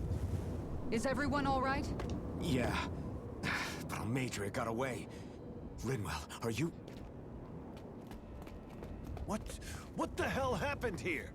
Bayfon, is that you? Thank goodness you're okay. I've been outside the city this whole time, but I sensed a disturbance in the wind and decided to turn back. What happened here? Where is everybody? Almeidrea's handiwork. She allowed herself to be captured so she could rile up the Danans into a frenzy and rob them of their astral energy. She wiped out almost everyone in the plaza, including Deadheim. Deadheim's dead. Everyone. And the Darkwings. Almost all of our companions in the Resistance. How could this happen? Regardless of what she had to gain, what kind of person would do something like that? If she managed to find kinship in Kelzelik, then I'd say the very worst kind. It's clear now that she used Menancia as a testing ground for the fruits of Helgen, before using them here. So everything that led up to this moment was all a part of her plan. Once she knew they'd eaten enough tainted food, she just needed to get herself caught. We have to go after her. Balseth and Ganabelt were horrible, but Almeidrea makes them look like saints. I doubt she's really gone back into hiding. We have to put an end to this, once and for all. Yeah, what she's done can't be forgiven. I don't know what to do. I saw what hatred did to those people, but hating her is the only thing that's kept me going. I can't just stop hating her. What am I supposed to do? Tell me. Smile at her from across the battlefield? Apologize while we fight her? I don't know if I can do that. Rinwell. Nobody can understand what you've been through. We can't even begin to imagine the pain you've experienced. But if hate is what has kept you going ever since that day, then let it be your strength. However, think about this. When you've had your revenge, when we've beaten Almeidrea, then what will you do?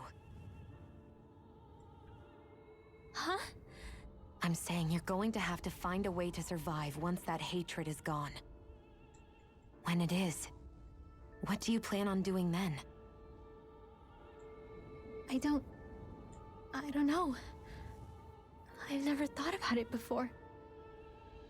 Almeidrea's death doesn't have to be your end too. You need a reason to live, Rinwell, not an excuse to die. Understand? She's right. We could never truly know the pain that Almeidrea has caused you. But I think you should listen to Shion. Give yourself time to consider things. And if it's too much right now, it's okay for you to sit this one out.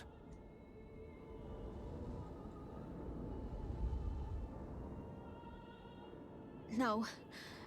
My head might be a mess right now, but I'm not letting you fight Almeidrea without me. I need to be there. Please. That much I do know. I'm going with you. And on the road, I'll think about it. A reason to live. Without hate. That said, it'll be no good chasing after her blind with no idea where she went. Beifan, do you have any ideas where she might have gone? I can't say for sure, but west of here is an underground harbor along a cliff near the coast. She spent years building a ship there, a floating fortress that she called her castle on the sea. No one quite knew why she wanted the thing, but now... Of course. She's already effectively destroyed her own capital. It's likely she planned to abandon her realm as well. Right. That's as good a lead as any. Let's go.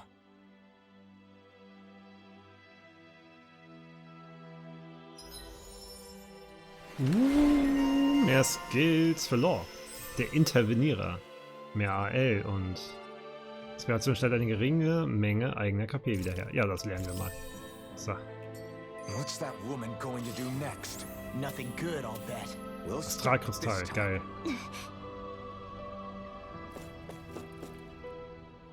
I still can't believe what that Almeidrea did. Not only that, but she was enjoying it. It's patently clear she has no respect for human life whatsoever. We need to take her out. I don't think I've ever felt so enraged at another person in my whole life. Yeah! There's no way she's getting away with this! Then we head for the underground docks. We need to hurry. Rinwell, can you keep moving? Yeah.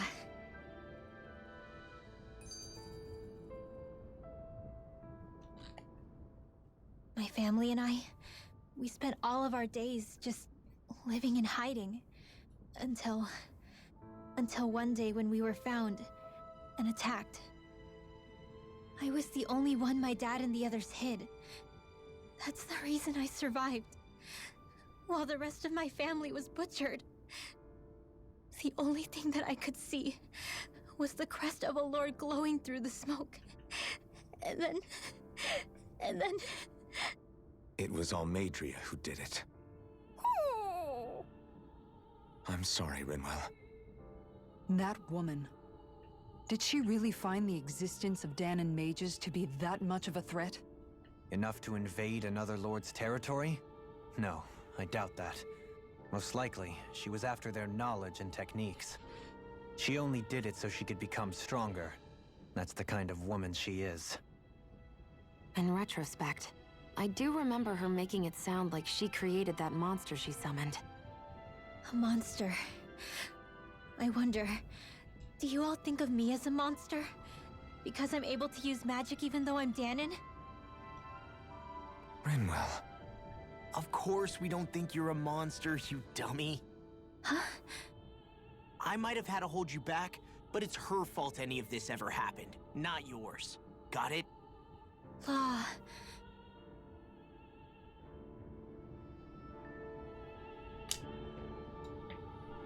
Okay. Ich weiß jetzt nicht, wie lange der nächste Part jetzt dauert. Gehe zu den unterirdischen Docks westlich von Niez. Aber ich glaube, ich schalte zumindest einen neuen Dungeon frei. Aber ich will nicht zu lange heute machen. Weil ich glaube nicht, dass wir das jetzt noch schaffen würden, bis zu Almeidrea zu kommen. Und sie noch mal wegzuknuspern. Wo ist denn das jetzt hier, wo ich hin soll?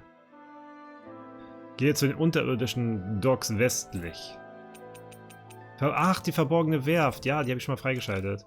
Da komme ich von... Verborgene Werft. Scheiße, wo war das? Ich habe das doch einmal... Von den Adansee-Ruinen aus.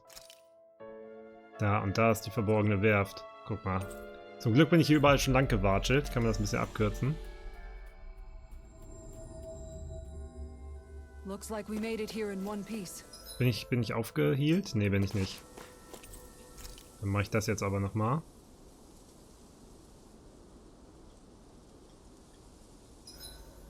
I hope we managed to catch up.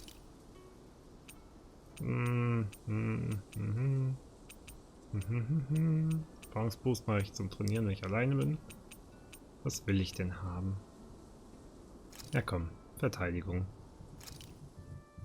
Good. This came out. Ja, mit wem rede ich? Ist eigentlich scheißegal. Shion, could we talk a moment?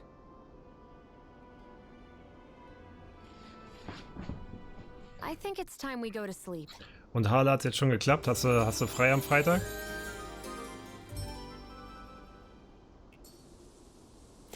Morning. Ready to head out? Falsche Richtung. Ja, hier muss ich lang.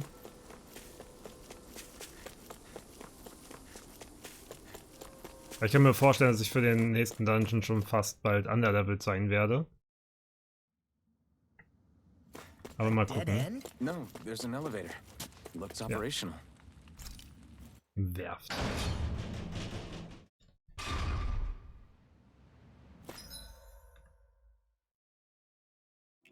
Okay. I can't believe there's actually an underground harbor here.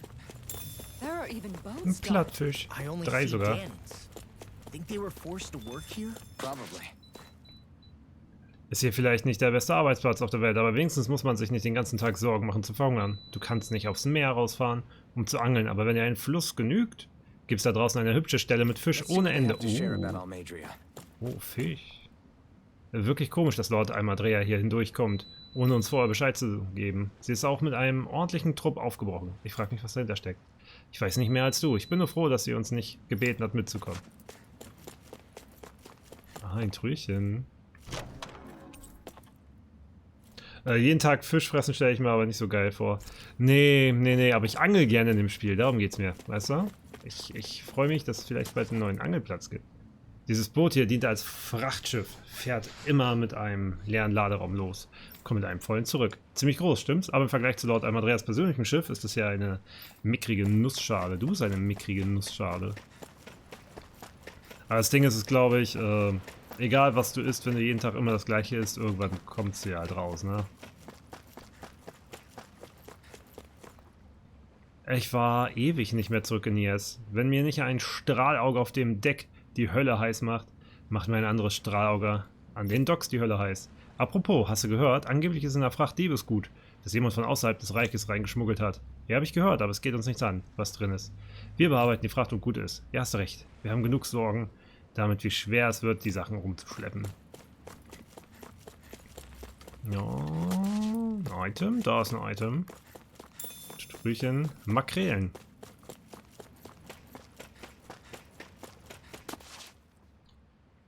You didn't happen to see a lord come by, did you? Sorry, friend, but she just left. Came by with a whole posse of underlings, boarded her ship, and took off at first wind.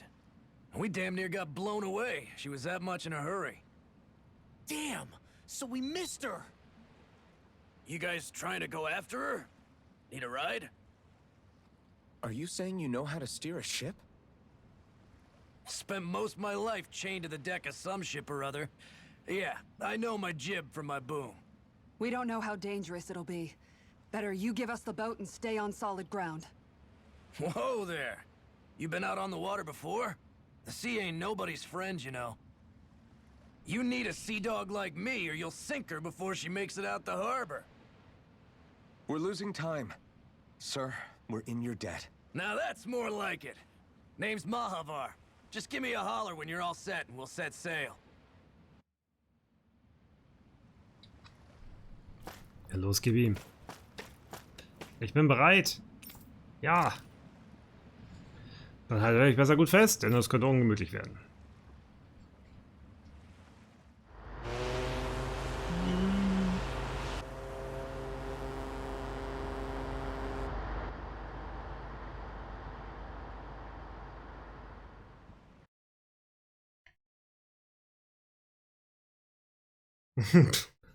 Was ganz Neues. This is like a dream come true.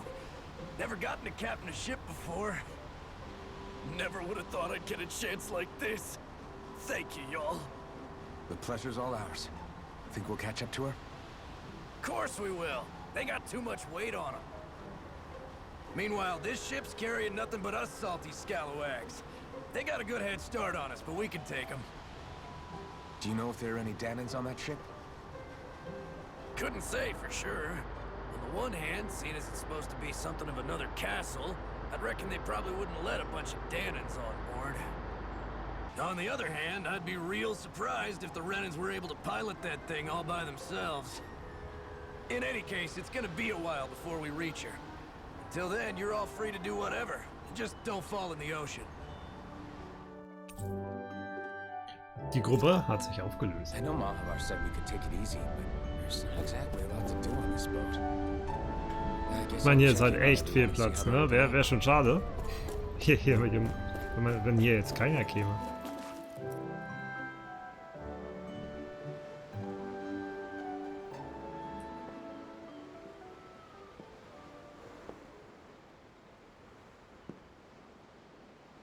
Do you think Law is okay? If you're worried, why don't you ask him yourself? Yeah. I think maybe I should apologize to him too. I should apologize to all of you, really. Us too? Well, I was kinda lying to you all this whole time. I was blind to everything except my own revenge. I never even considered the struggles all of you might be facing. We all have things we'd prefer to keep to ourselves, Rinwell. So what if you had something to hide? It doesn't undo the good that you've done, or the people that you've helped save along the way. But that's not what I mean. I know.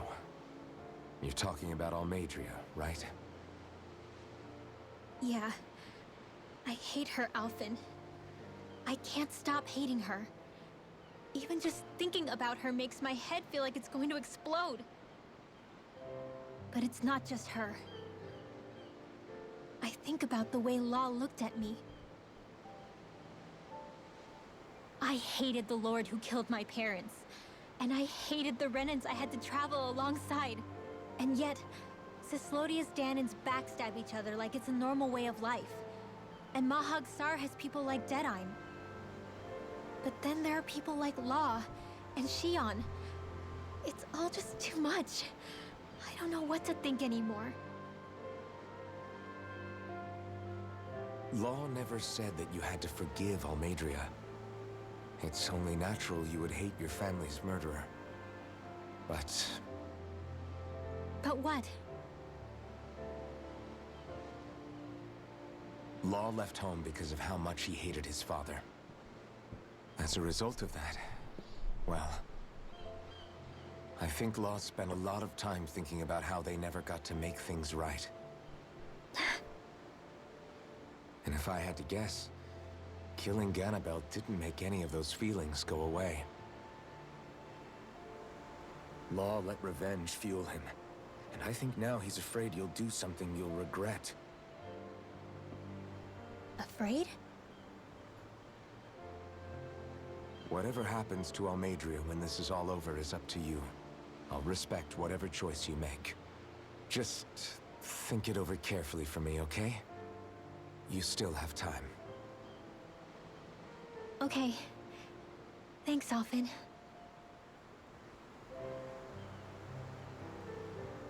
Say, back then, after the fight, I think I really made Xion mad. I don't know, though. Maybe it just looked that way.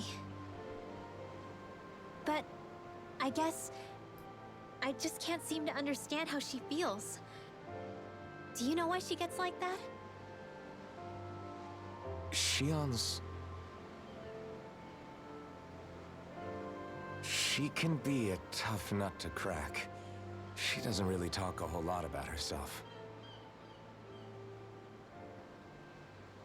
It's just what she said about hate being a source of strength. Where did that come from? I wonder how it feels, not being able to hold another person's hand.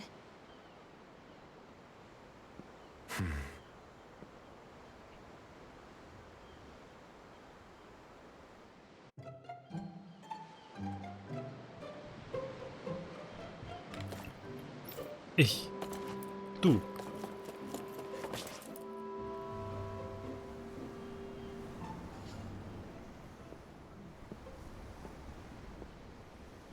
Lean much further, you'll go overboard.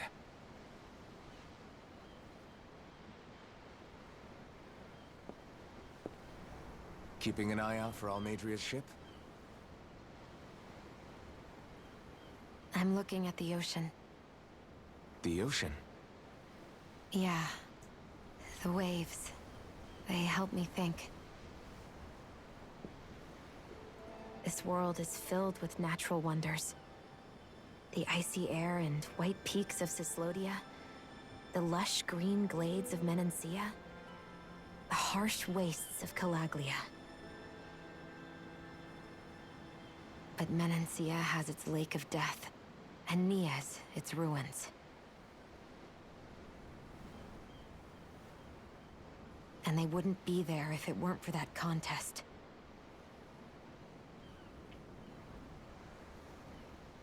Say we actually manage to put a stop to the crown contest for good.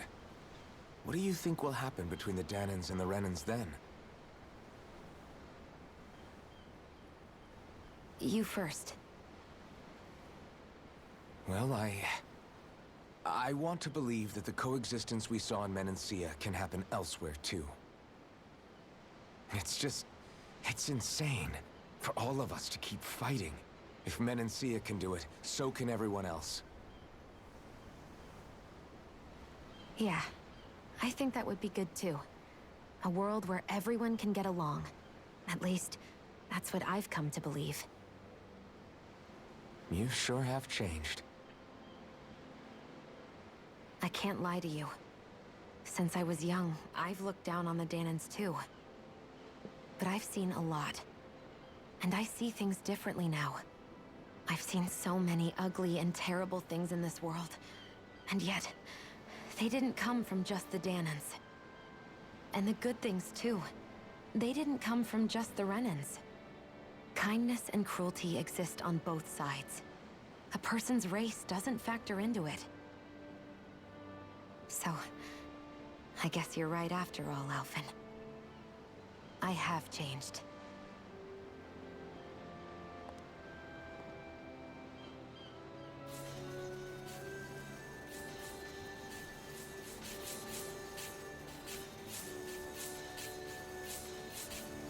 You know, I've never actually touched another person like this. Shion. Ever since I was on Lenegis, I've always been alone. Even after I came to Dana. Always. And now?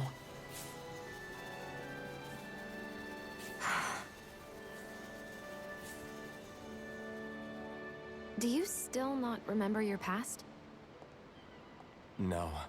Sometimes it feels like I can almost remember. But then this mask stops me. The mask keeps you from remembering why you have the mask in the first place. It's a little ironic, isn't it? A little.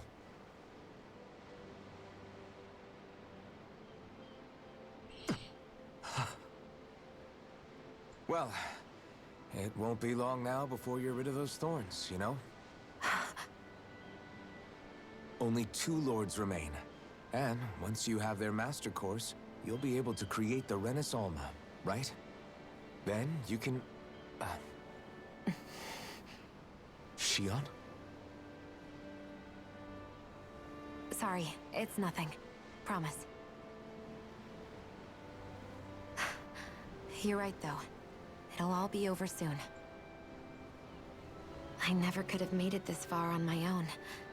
I have everyone to thank for that. Including... especially you, Alphen. Don't worry about it. We're friends, after all. Yeah, we are.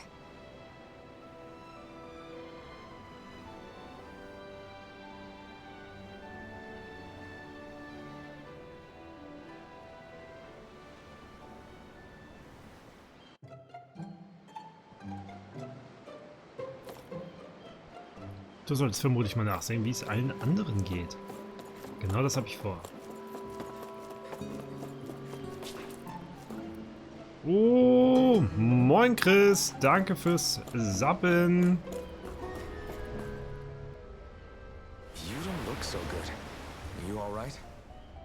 The floor. It keeps moving. How can you stand it? How can you even stand? I'm not the best person to ask about discomfort. I can't feel pain, remember? I still can't believe what happened in Niez. Even now. As a lord, my expectations for Almeidrea were already pretty low. But the way she treated human lives like they're mere playthings. Yeah. And it wasn't as if the situation in Niez was improving much to begin with. You mean Deadheim? The whole reason I started fighting back was because of my anger at the atrocities of Renin rule. Back then, all I had to worry about was fighting the Renins for the sake of the Danans. But then I met Shion and the people of Menancia, and things became a lot more complicated. It's even messier now that we have to worry about Danans like Halle, ich mache nur auch diese Gespräche und dann mache ich Schluss. The Danans were the ones in the right, and the Renins were the ones in the wrong. Though, maybe that was just a biased perspective from being on the side of the oppressed. Exactly. I'll never tolerate the Renins ruling over us. But nothing ever ends up being as black and white as you'd expect it to be either. That's clear to me now. That said, even putting aside bad apples like Deadheim for a moment, Jo. you may be able to free the Danan people, but that won't undo 300 years of oppression. It'll be hard for them to not give in to their resentment. I think maybe that's why I clung to our dream so hard back in Menancia. Even if his motivations weren't pure, Dohalim has a good heart. He didn't sink to the depths Almeidrea did. You don't understand. I'm saying that it goes deeper than that. This hierarchy we live in, it's not solely something the Renins invented. I remember a story Rinwell once told me. She said before the Renins invaded, we Danans had our own class system. We are the ones who divided ourselves. I saw it in Deadheim's eyes. He wanted to rule over others. To hear Bayfon tell it, Deadheim wasn't always that way. But as time went on, and he and the Darkwings fought the Renins, he eventually changed. I guess what I'm getting at is, if we defeat the Renins but just go back to the way things were before, was there even any point in fighting? But that world isn't the one you want to create, right? Maybe not. But to tell you the truth, these days I'm not so sure that dream is even possible. You have your promise to Megal, though. Your home and the people of Menancia are depending on you. I know. My brother. He truly believed in his dream of coexistence. And I suppose, even now, many people still do. And then, there's you. Who, me? You and Xion. I'm not sure I follow. Okay, then let me spell it out for you. How many other Renans and Danans do you know that get on as spectacularly as the two of you? I don't know that I'd say spectacularly.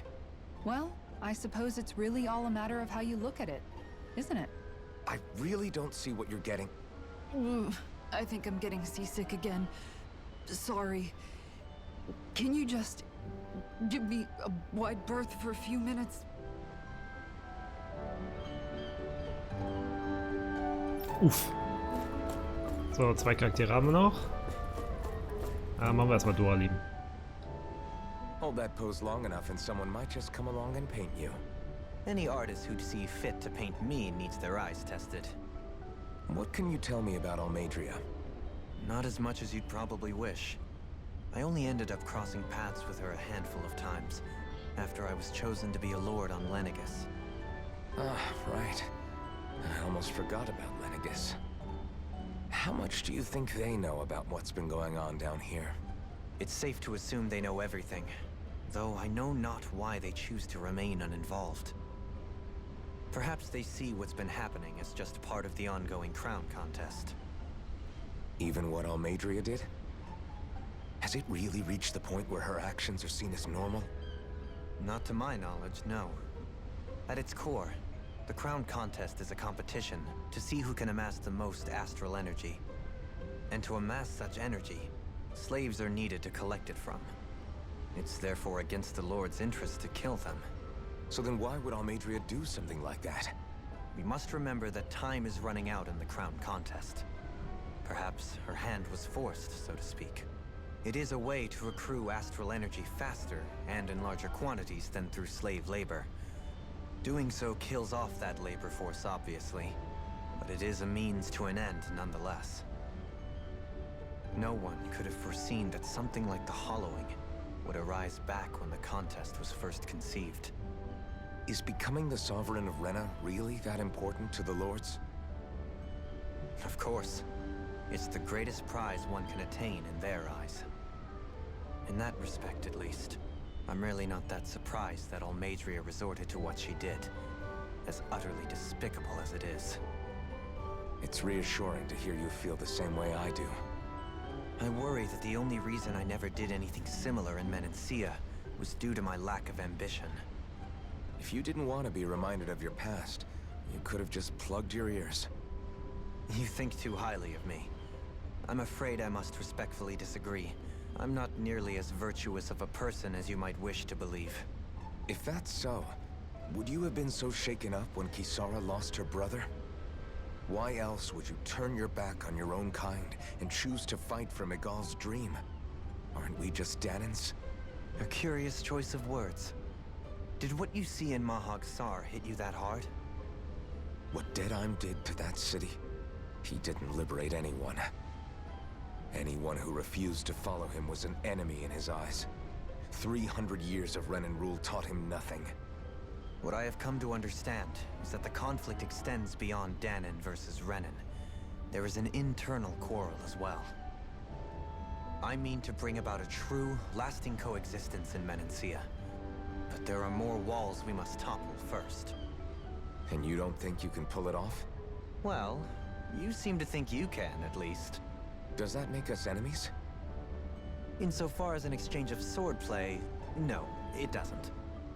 Not good enough for you? Are you really... Forgive me. I will continue to fight by your side a while longer. That much I have decided.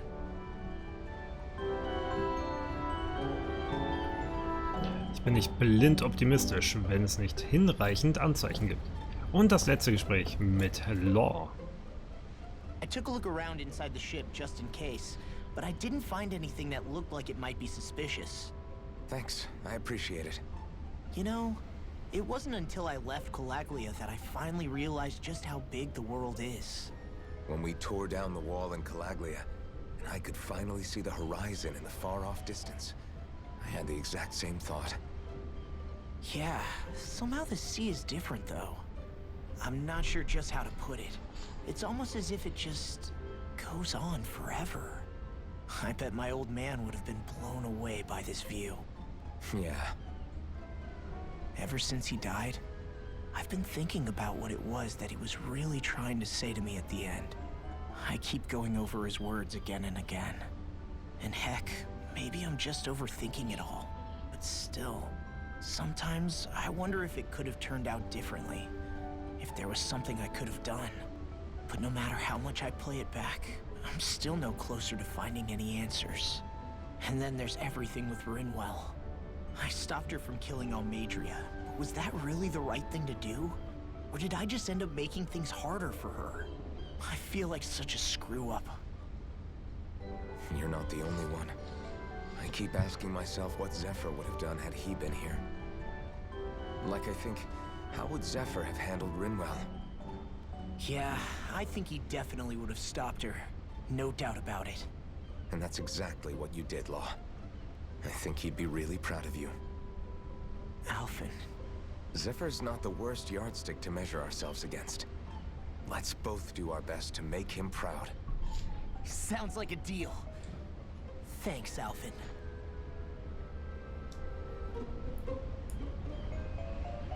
Wonder how much longer it's going to be before we catch up to Almeidrea. Danke, Alter. Okay, Leute.